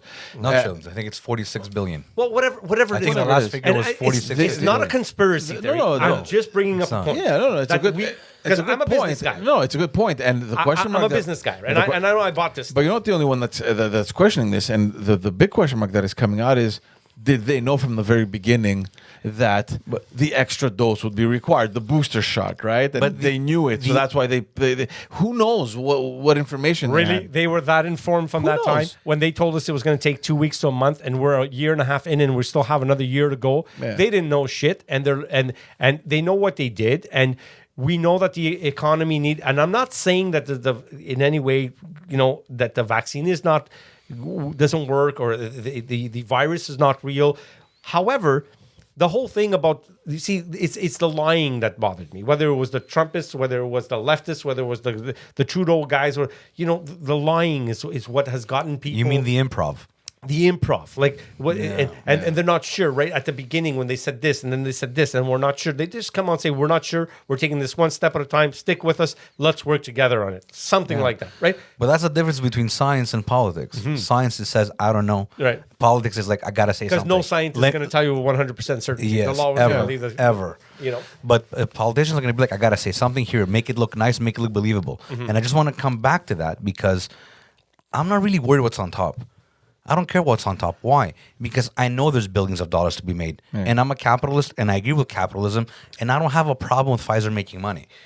But I have a problem with Pfizer making money. by forcing us. Exactly. Yeah. And when a government says, Sorry, that was I'm not too close to responsible, the mic there. Pfizer's not responsible. The doctor administering or the nurse is not responsible, but you're irresponsible if you don't take it. Oof, that I have a problem with. And as soon as it's declared as a vaccine, we can never sue the government. So if there's any problems with the vaccine or whatever, the government is scot-free. It's fine. Which I understand because it's very risky. And I'm not against that. And I'm not, conspiracy theory or, you're so smart. And that's not it. I'm just thinking from a business standpoint. So And I'm not even an anti-vaxxer. Me neither. I'm not an anti-vaxxer. I just yeah. thought it's like, this is... I'm just it's botched. The mandate thing worries me because of the botching and the misinformation that was given from the beginning from all sides. And just to finalize what I was saying, it doesn't bother me what's on top. I don't care. What bothers me is on the bottom. And on the bottom, people are operating from different premises. Some people, it's fear-mongering. It's I'm just afraid. And other people, it's like more reasoning. Yeah. And you know what? Critical thinking is fine on both sides. But the people that really messed it up are the people that are afraid of their shadow and wear masks when they bathe. And then there's the people on the other side that don't care, no distancing. They're just like the vigilantes. Yeah, you got the extreme of every that's right. side, That's right. But operate from logic. Don't operate from fear. And also, like in the beginning when COVID did hit, for example, they were talking about, did it come from a lab or what they called at that time the wet market, which was never considered as a racial remark. What was considered racial was to say that Chinese virus. And I'm not advocating Trump, whatever, saying that, but that was the big thing, that it was the China virus or whatever, and they were saying, it's such a racist thing.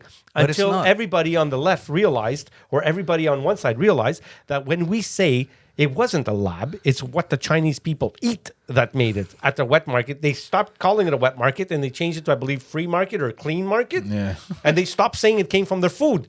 So which one is more racist? Are you, because of what the Chinese people eat? They eat cats and this is why bats, this is why we got sick? Or could it have come from a lab? Right. Which if it did, we're not pointing fingers. No, but the Chinese virus is precedence to the Spanish flu. Yeah. It originates there. You're going to call it that. I know that. I'm just saying how stupid it is. Yeah, of course. And then when you start seeing this, and then you tell me, okay, now you have to trust me with your life. I'm the same guy who just said what I said, but now you have to trust me with your life. Yeah. And that's what I mean when it's so distorted. And I'm not saying people need to think for themselves. So when I came to the vaccination, like you guys, I'm a team player. I thought about me. I thought about my wife. I thought, my business, whatever. I've had my kids, there's all kinds of things. Oh, it could affect you, this and that. You know what? We do so much shit in our life that could affect us in many ways. But I did not go against, and I was reluctant. I was one of the later ones who took it. But I've never taken a flu shot in my life. Neither have I. Before COVID. So it's not like I've always listened to what the government has told me, and now I'm being an anti-vaxxer. I've never taken a flu shot in my freaking life. Yeah. So I was going to be like, hold on a second, which was just hold on a second. I'd like to ask a couple of questions. Yeah. And my questions. Let me think about it. And don't be upset if I want to ask questions. Yes, and you're risking the lives of anybody else, but so are you. So everybody is. You could infect me. I could infect you. It doesn't. It doesn't really. No, but that it gets a little bit out of hand. And I'm just going to allude to like three different things where we're dealing with all this stuff, and then what happens is. I agree with you with all the uncertainty, but I do agree with you with critical thinking, and I do agree everyone can make their own choices. When things get a little bit more like in the draconian measure kind of domain. And when the discourse becomes crazy, like I know a lot of kids between 5 and 11 didn't get didn't get COVID, but we have a shot for them. In some countries, if you don't take the shot, you're a criminal. And let's be careful because the unvaccinated are gonna affect the vaccinated. This stuff sounds weird. Well, it's also weird when you walk into a restaurant, you have to give your passport, but the cook doesn't have to be vaccinated. The guy works but there, when he takes off the apron, he can't eat there as a customer. But he can cook your food. We said that. You know, But yeah, So and there's a lot of things that don't make sense. No, but let's just take 5 because of minutes. the labor laws. So if you're right, a lot of it doesn't make sense. Okay, and this is our point. This is the point. And this is my point. If it doesn't make sense because we're unsure, then don't stake your claim, man. Yeah. You know, don't make us. So okay, so And that Don't let me divide just us add that. over something that none of us are sure of yet. And that's a trait. But don't that- be ignorant that either. two I'm not people saying that. share. Yeah. The very intelligent person and the very dumb person are closer than you think. Yes. They both think they're right. Yes. Right? Because an intelligent person thinks he's right because he has so much information. And knowledge. And then the guy who just knows nothing is limited. So it's like, I'm sure because that's all the information I have. Yes. Yeah. Okay, so, so- just don't be sure. So let's bring this back now. We all have kids that are in that demographic. How old is my 5 to 11. Yeah, Yeah, it's a tough one, man. Mine is the youngest one is 3. So I hope I won't. You know what's gonna happen? I hope we don't get there. They're but going to force us. We're going to shut up and we're going to do Yeah, it. we're Well, gonna do she'll it. probably, it's a she. Yeah, 2 daughters, yeah. She's going to need it by the time she goes to kindergarten. I love it. So if It'll it be passes, an annual thing. You got to get your COVID shot it's going this to year. go on the booklet or and whatever. you know what's crazy? When I had to make the decision with my wife to vaccinate my son, it wasn't a scientific debate. It wasn't let's look at It was You know, not to deprive him of there you something go. that he was passionate It about. was an hour and a half of like, man, if we don't do this, he won't be able to play soccer. He's not going to have the extracurricular here. He won't be able to see this. It's like we're not. You see where the conversation went. Yeah. And the thing is that nobody's going to take responsibility for any of the end results except for you and your wife. That's right. That's what it is. That and I think that's what makes people more emotional about it. Because since I did make the choice, please don't tell me I made the wrong choice for my kid. For you to come and tell me that I might be jeopardizing my kid now, you're offending me. So that's what happens. You know what's People funny? think- You know what's funny? And 'Cause I understand that too. So like, as soon as when just don't judge. When the government here in Quebec announced that they had that they were going to start the vaccination for the 5 to 11 demographic, my wife was scrolling through I think through Twitter, I can't remember, and she saw the headline, and the Premier Legault over here, I'm sure it wasn't the only reasoning, but that's what they took to put in that, because that's how news works now, right? Yeah, the caption. Yeah. So, and it was just dumb because it's like, the 5 to 11-year-olds need to get vaccinated because We need to flatten the curve. no, because they need the grandparents need to hug their kids again. Yeah, they need to see remember them. It's like what I the remember fuck? that. Yeah, I remember. It's like, dude, they've been hugging the grandkids for months now Yeah. because nobody. Yeah. My parents live upstairs from me, and Yeah, my parents too. Yeah, so at the end of the day, like you're right. That's the only thing that I just would wish that people just a little bit more of. Just be cool a little bit about it. We're in a tough situation. Just a little bit. Be a little cool. None of us are sure. And the other thing is, don't just because I'm exercising my right to be critical about something, don't put me in the category of the conspiracy theorist anti-vaxxer. Yeah, exactly. Like that's what. don't put me. I'm not in that category. Let me ask you, which side of the Berlin Wall was right? What do you mean? Well, it depends. I mean, That wall was up for a while. It divided the country. Now But they you- finally took it down. What happened? Yeah. What was the division? Well, for? It's not a trick question. I'm not trying to. I'm not trying to test your knowledge. I know. of German. I know what you're saying, and German history. and it's very limited. But I think it depends on the culture that you have. Because if No, you obviously the Western one. yeah, I know. But Chris, if you were living in the eastern part, you were conditioned to think that you were right. Yeah. But the reason it went down. that's his question. The reason it went down because you understood that they were wrong. Yeah, no, I know. So I'm just saying, right? So Yeah. but the wall showed a clear divide. Yeah. Okay, so now I'm sure there's some of the Eastern mentality that will still have spilled over after the wall to create a balance between the two, Yeah. right? And so now, so what proves that they were wrong is they were wrong because we saw the outcome of the thinking, right? Yeah. So let's say in 5 years from now, our proverbial wall the vaccine wall it comes down, we're gonna know.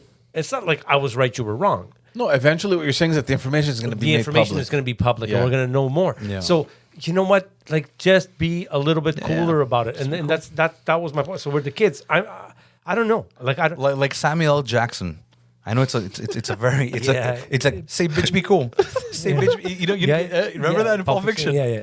The way he's telling her, he's telling the guy, tell your girl to be cool. Say Yeah, bitch be cool. yeah. See, tell. You know, so like Fucking movie, man. It was amazing. That's so I think it's a little bit of dose of coolness. It could come in handy right now for most people because people are scared, man. Yeah. You know, people are scared. People. You know what, Peter, man? and you know what? Sorry. Look, here's the thing. I know that people were scared in the beginning. I was afraid in the beginning too, and I remember telling my wife, I'm like, I remember this very specifically, telling her, you know what? I don't know how long this is gonna last, but I just feel like the more that this advances, we're just gonna be naturally kind of just phased out about the whole thing, and everything is just gonna just go back to normal eventually. Not because someone told us that, okay, the it's next done, thing let's comes. go. Yeah. Just because naturally we're just gonna progressively go back to reality. Until the feel next and thing this- comes. No, but I feel like that's where we were. And I think we're even closer to that than we think. I think we've already been almost there. And what's No, I think we were there, dude. I feel like you know, okay? we So were then there. my question for you comes, and again, And not a that's why- conspiracy, sorry, and that's why it's the weird. amount of money that is, you know, purchases were made, and why they were still pushing, and the government is like I don't know. I just want to see in the future. But do you want to vaccinate our kids? It's going to be a tough call for my wife and I. You know. I mean, at the same time, man, it's like, you know, all those mandatory vaccines that Yeah. they get. Yeah, already there's. Do you know? No. I mean, That's different. You know though. what I mean? Well, Some of those vaccines have been developed in 35 Yeah. years. But wait a 40 years. second. Yeah. Not 12 months, but not you- approved. Yes, but and the thing is, you're right about that, Chris. But also, if you do the research, okay. So now, if you want to go back into another conversation, because we could have that on another day, or we could do some research about it, is the effects of those vaccine changes in kids long term, what they are affecting us today. Because I am one of those kids, and so are you, and so are you. And there's more to come. Right, so your levels of certain enzymes in your body, whether you have, you know, there's more bald men, like, you know, stuff like that. God damn it. You know, there's testosterone levels, there's estrogen levels. You know, Yeah. that stupid, really crazy conspiracy theory of the feminization of men. You know, like those kind of things, and where we've gone. So only over time we know, and we do it anyways. Listen, we eat.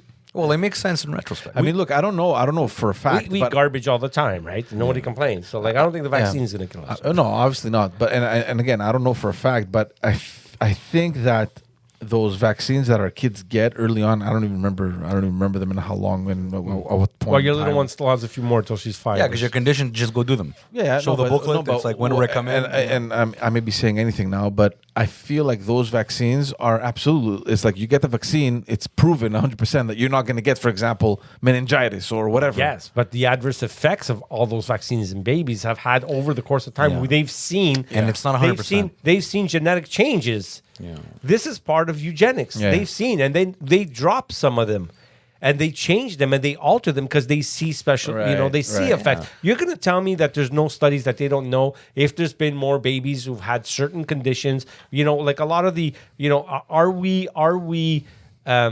Did we have as many, and again, not a conspiracy, just questions, right? I would just like to ask those questions. Am I ever going to get the real answers? No, probably but not. that does not stop me from asking the questions. Now, the effects that all these vaccines on the kids have had, if we truly do the studies, they might not be serious effects, but can we say, has there been more Down syndrome babies Or autism. autism? Has there been more? How come? I'm going to ask you a simple question. And we're a little bit different in age, maybe about a decade apart or whatever, but relatively enough for us to ask the question. I've hired a lot of younger kids in the last few years. I've kind of stopped doing that. And when I mean younger kids, anywhere between 19 and 25. And yes, you could say the millennial thing, and they're harder. And yes, I have a hard time with that type of thinking, and I just have to get better at it. I'm not blaming them because there's a whole generation of them.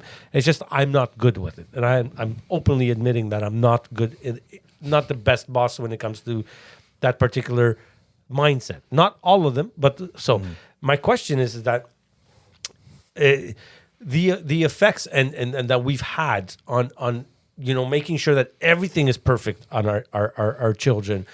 How good is that effect going to be, and how are they going to do that? So, you say the vaccines and all that they've given the children, and you see progress because they want them in their schools and whatever. But we don't know all the adverse effects. We can actually say that there's some things that are not panning out, and they do change the vaccines. They do alter them for the better because they're always trying. Yeah. I don't think that the government is purposely trying to do anything in particular, but I think pharmaceutical companies, lobbyists, and people who have special interests do have a lot to say with what our kids are vaccinated with and what they eat. And you could see that today in schools. And if it's not through drug and administrating drugs, the indoctrination of kids and the teaching of kids and the influence that ideologies have on children, even in our age as they have an adverse effect. Just like vaccines. Is it clear on every single kid? No. But there has to be a study to see that there has to be. Yeah. Like vitamin D, for example. And that's a big one. From the time vitamin D they changed supplements in the 60s, and the amount that people were allowed to have in their dosage, because vitamin D they found was too high, whatever. There may be more cancer cases since that time because vitamin D is a big, right? So that was put in our foods. So government legislation is going to change our eating habits.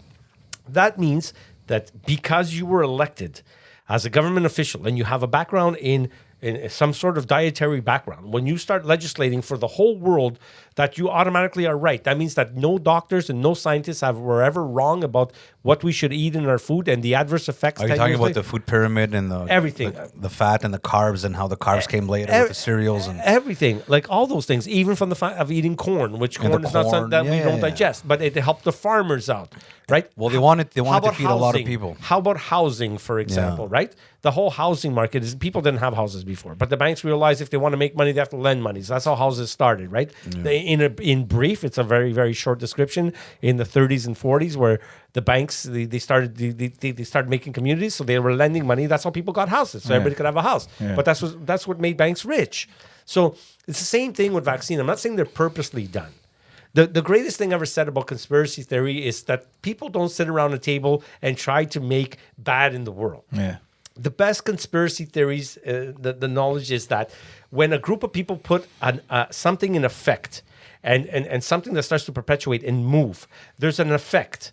And then they look at the effect and they alter the effect, or they alter what they do to make the effect better for them. That's the theory. They're not set out to kill the world. Yeah. They see the advantage. They see the advantage. And they seize the advantage. Yeah. So when we wanted Social Security and people were saying, oh, they're going to chip us and the government's going to spend millions of dollars to chip everybody. Now we spend $1,000, $2,000 on our phones and we give them all the information for free. That wasn't planned. But when the iPhone came, when the intelligence came on the phone, they started seeing. So the people and the legislators, they saw how to use it. So it's not like 2,000 years ago somebody planned to have the iPhone 2,000 years later to take over the world. Yeah. Let's be honest. Like, no, they just use it to their advantage. And that's what I want. I just wanted to say that because we throw around the word science, and it's a heavy word. It weighs a lot. A lot. And I'm not denigrating science. I studied science. I still apply science daily, right, in my career. So it's not about that. But science is only correct until it's not. Not. And it's changed. Yeah. And you know what? Like, it's like we say, this is the science, this is the science. Well, science is always moving. It's always changing, right? There's a morphology to science. There's other people that come up with new hypotheses. Evolution? Yeah. So, you know what? Think about it. Like, a stupid example. But 10 years ago, eggs had cholesterol. Today, they still have cholesterol, but your body absorbs it, so it won't raise your cholesterol. Right? So, things change. Fat was bad 20 years ago, right? The whole attack on fat, right? You couldn't have fat. And then what did they do? They removed all the fat from the food and put sugar. Yeah. And now we have diabetes. Diabetes. Bro, I don't, that's going to change. I don't want to take you to another... No, but what I'm saying is that... Go, George. Take us. No, because you talk about food... I've been wondering the last couple of years, how come watermelons don't longer have any seeds? Yeah. Oh, you fucked me up there. I lost everything. I lost my train Sorry, of thought. bro. I'm sorry. That's It's a just good because- question. I'm sorry. It's just, I know Everything I is know- genetically modified. That's Yeah, an but easy- he would have forgotten. Yeah, if yeah, he you're hadn't right. gotten Right. in that, you know. All I'm trying to say is that I hear a lot of people. First of all, people that are not into science, they're not scientists, and they'll say, "But that's what the science says," and they don't understand how science works. You know what I mean? Science is only correct until, and a true scientist wants to prove theories wrong. I don't know how much time we have left, but I'm gonna just ask you, like, We could go forever. Banking. No, like going on what you said. So you're right. Like the last, you could repeat the last statement you said was like that. Where do you end that question? Like at the end of the day, you said the watermelon no longer has seeds. Yeah, man. So what Everything the is fuck's genetically modified, right? Again, I'm not going to harp on the COVID thing, but I have to say, the vaccine is genetically modified. It is.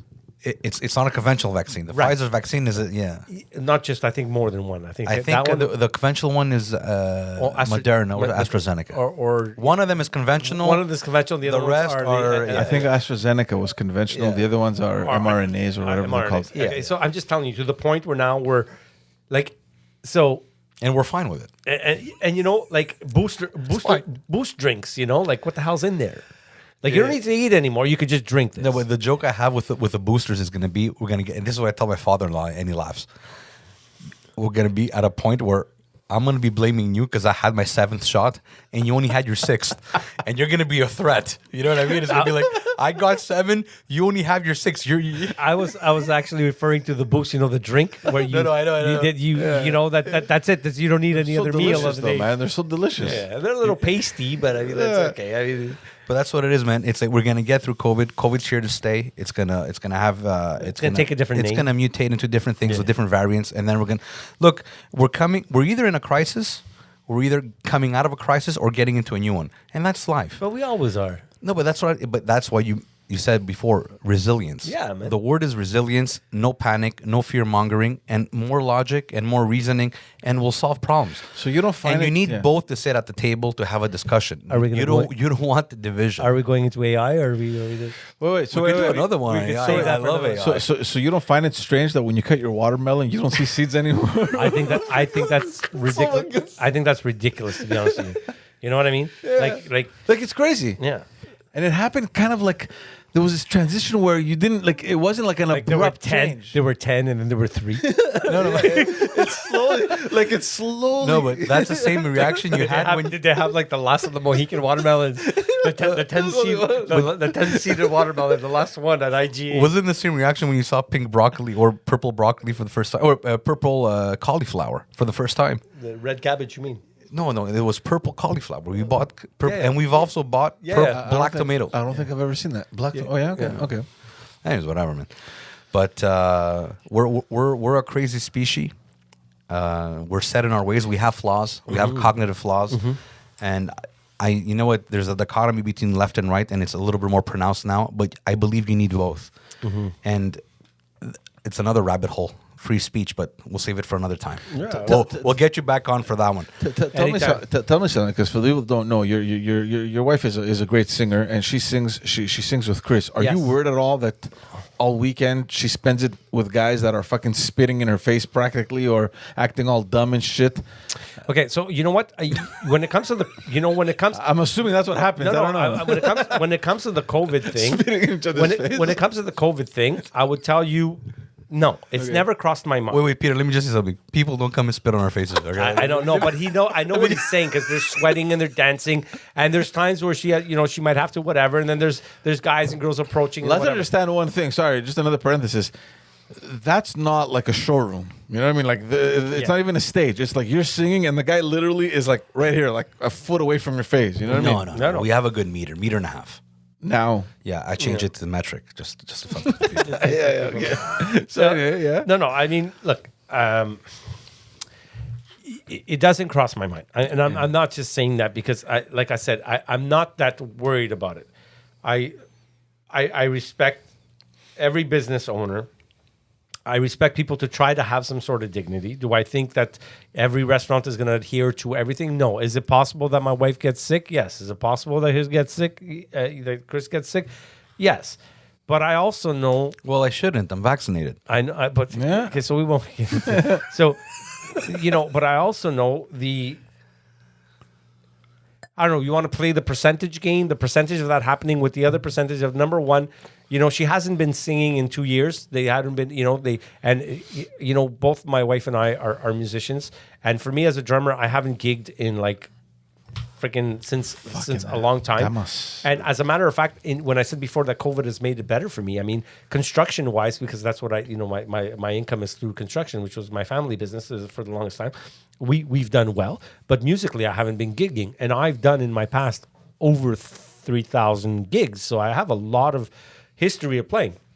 But I wasn't practicing a lot for the last few years because we were gigging more, and I kind of lost touch. But now, since COVID, I'm practicing all the time. I have a better touch with so I know the effect. And what my point is, I know the effect of touching your instrument. Yeah. So I know what it does. Also, sometimes they come back from Mythos and like it wasn't a great night. But just the fact when you get out there and you have that epaphie, you have that connection with your instrument. So when my wife goes out and sings, it also she's also sacrificed a lot, my wife, right? We got married in 2008, and we've had 3 kids, and she's been a singer for a long time. We met in music. So she had to put that on the table. Yeah. So have I. I had to put my music career a little bit on the table, but I've never once regretted it. Yeah. And the good thing about music, now I'm in my 50s, I'm a better player today, especially in the last 2 years that I've been really just practicing and not gigging. My playing has gotten so much better. I have a better relationship with the instrument. I have a better relationship with my wife. I have a better, everything gets better because it's one of the things that I love to do. So if I love to do that and my wife gets an opportunity to do it twice a week and still makes a little bit of extra cash on it, which is always good. No one's going to complain. But, and it has that connection and comes back. I'm weighing out the averages. People that are listening or watching that have zero relationship with music, they don't, they can't grasp how much you desire this, right? Especially I played, not so much. We did a couple shows and stuff, and it was fun. We've actually did one or twice. So you've been in the studio together. We at my studio. Yeah. But I never had the experience you guys had, right? But and still inside me, it's like, oh man, I just want to get out there, right? Yeah, for sure.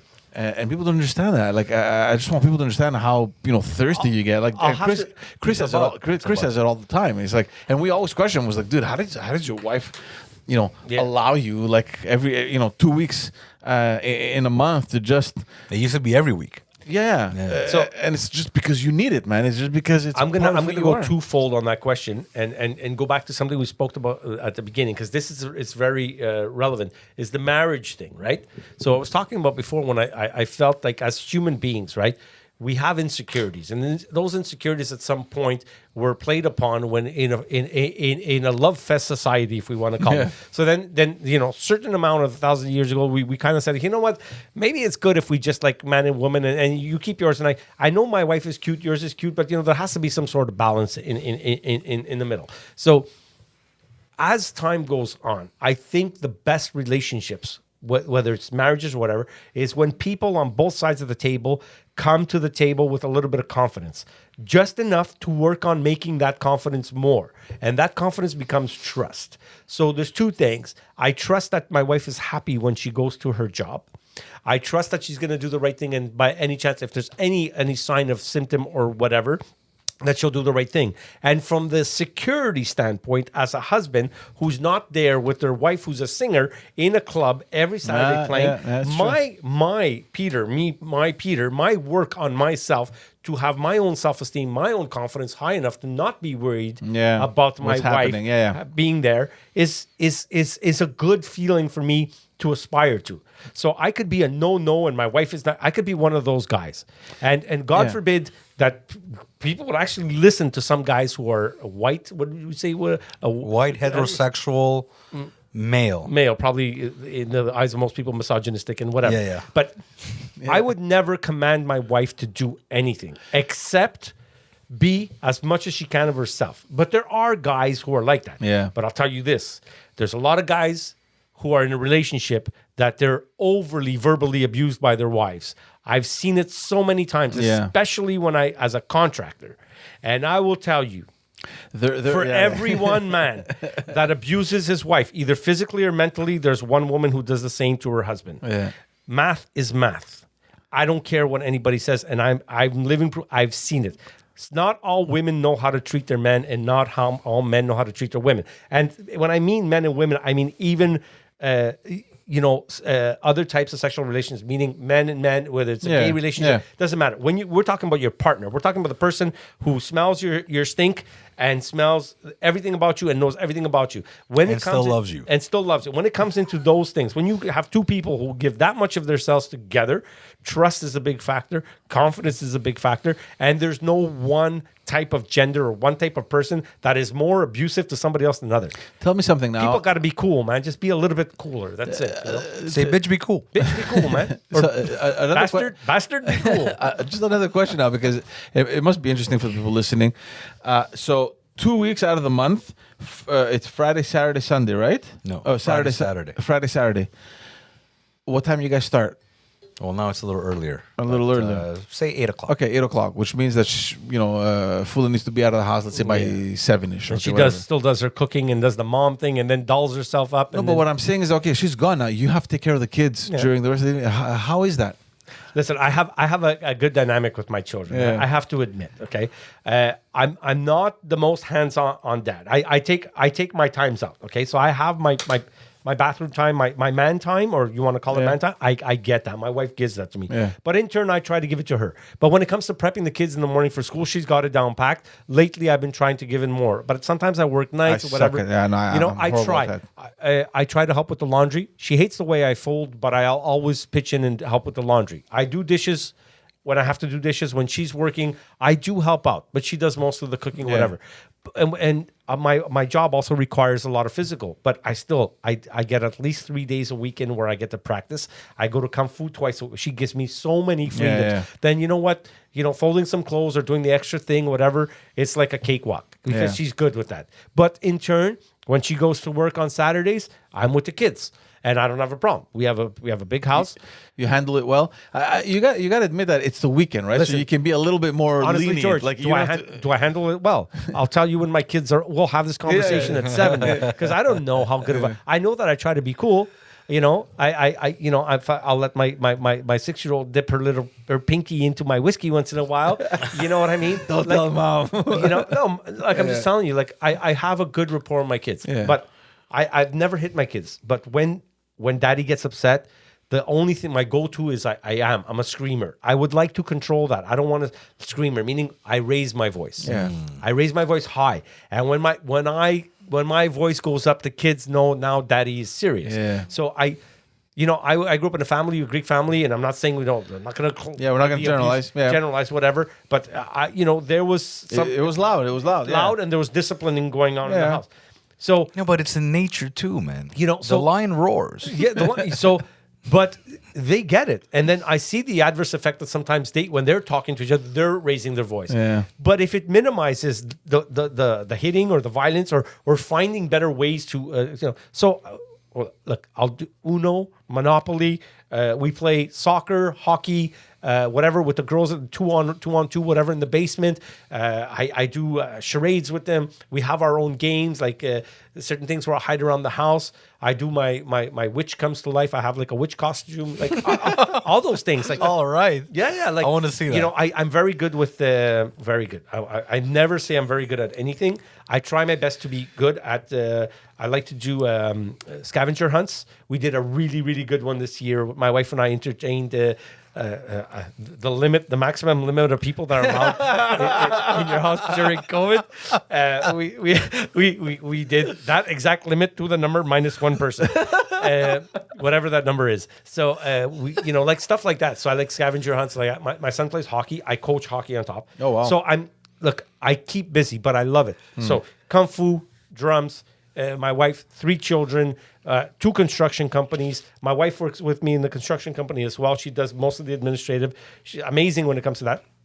Do we have our hard point? Oh, absolutely. But my parents live upstairs, so I have help from them. It's a lot of help, yeah. But yeah, it's a village. But I give back. And we're talking about tolerance. I come to the table, and it's not an ego thing. I'm not saying if anybody really wants to know about a little bit of who I am, I come to the table with as much as I could bring to the table. You could count on me on a lot of things. Yeah. I like to consider myself a foxhole guy. If you ever trapped in a foxhole, I'm one of those guys you want with me. I'm going to help you out, and I'm going to make sure I don't quit. I'm not a quitter. So I've never been a quitter. And I think I have a good way to put good things together. But am I the best drummer? No, not even close. I don't even think I'm really that good. I've had a lot of live experience, and I'm trying to get better. Am I a great dad? Probably not, but I'm trying to get better. Yeah. So I'm very real about who I am. Yeah. De paramethiazum, Yeah. like But at the same time, Chris will tell you, maybe I don't give myself enough credit. But the moment I start doing that, I'm going to slow down. Right. And at 52, I'm still in pretty good shape. I breathe well. I try to do as much as I can. And I'm not saying I'm doing everything right. I probably fucked up so many things and will again. But I just think people need to breathe a little deeper, be a little cooler, and listen to people a little bit more. Yeah. My opinion is not the best one in the room. You're giving me a forum to talk my ass off because you're giving me this forum. But there's going to be moments like I'd rather be the listener. Yeah. So you have to know when. You have to know when to pull the trigger. And we had a conversation before about the great strengths and whatever. And on my iPhone, there's a ton of great quotes that I get and I live by. And I don't live by quotes, but I believe them. Like certain things. Someone, an ignorant person will know nothing about humility, or if I'm ignorant, then I don't know when to draw back the line. But I'm sure there's people out there who will tell you, you've been a dick at some point. If I could answer that question for you. And yes, I've been either drunk at a time like everybody else, or I've been financially strapped, so I've had to delay paying a friend some money because even with all the business adventures that I've done in my life and all the stuff, and even being a musician and traveling, sometimes I needed help because financially it doesn't always work out for you. My first startup businesses took a hit, right? Like everybody else, but I kept going. And now my businesses are doing better, but I've lost a lot of money in the process. I've gained some money. Nothing is ever perfect. I'm not perfect. So, that's what it is. It's just to persevere. And I think if we're already out of it. People just stay the course. And, we can't look at everybody else and judge everybody else on how they should be like us to comfort our own insecurities. If I'm right about something, it'll be proven. If I'm wrong, it'll be proven. I have to be ready to and willing to accept both, man. Right. Mm-hmm. And I think that's key to everything.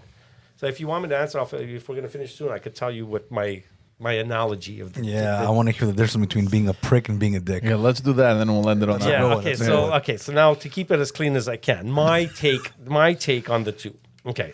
So being a dick is like we've always said. You're being a dick, right? So that's when somebody, guy or girl or both, are in a situation where their behavior is really out of their character, and it's more circumstantial. That means, you're having an argument and somebody disagrees with you, and then you feel a little bit taken on, so you come out in a bad way. You say something stupid, or if, like I said, you may owe somebody money and you don't want to stiff them, but you don't have it, so you might avoid the phone call. But that's being a little bit of a dick, right? Yeah. But you do end up paying them. You know what I mean? So circumstances, the bad situation could make people go out, and then we forgive them for saying something stupid. Now, that's being a dick. Being a prick is a little bit different. That's a little bit more deep-rooted. That's not circumstantial. That has more to do with your character. Mm-hmm. That one's something like it's a real freaking asshole, okay? Because he's a prick. So I tell my son and my friends, my take is you could undick yourself by doing the right thing after or apologizing, but you can't unprick yourself. Yeah. When somebody calls you a prick, like when I call you, you're a prick, like that guy's a real prick. Like that's like the guy who cuts you off in whatever. But you might say circumstance made him do that. He could be a dick. But when he does it over and over again because he thinks he's the only guy on the road, that's a prick. Yeah. So if the guy stiffs you for money, you lend the guy money, and he doesn't have it to pay you back, and avoids one or two calls and says, "Man, I'm a little embarrassed. I don't have the money." That's not a prick. But the guy who doesn't pay you back, and I use money because if you want to get rid of friends, lend them money. It's the best. I found if you don't like somebody for too long, just lend them money. Pay them. Give them money. You get rid of them. It's the best investment you could ever do to peace of mind. Money is the best. It clears so many problems. So You know what I mean? So that's my analogy of the dick versus the prick. The prick is it's more rooted in character. So you're better off being a dick, is what you're saying. Yeah. If you're gonna be, yes. If you're gonna be, you're better off being a dick, and you have to know that you are. The acknowledgement of the dickness is the trophy. You understand? But the prick never acknowledges or never knows he's a prick because it's in his character. He doesn't think it happened. Even in when the you tell him, moment. he doesn't believe it. No. Yeah. Me a prick, never. No, but you are. And actually, you will never tell a prick that he's a prick because you don't even want him to know your opinion of him. You know what I mean? You're just like, that guy's a prick. I'm out of here. Like, there's no going for it. And we'll leave it at that. All right, guys, we're gonna put a little period over there and end it on that note. Thank you all so much for tuning in, Peter. Thanks for coming, man. Hey, it was a pleasure.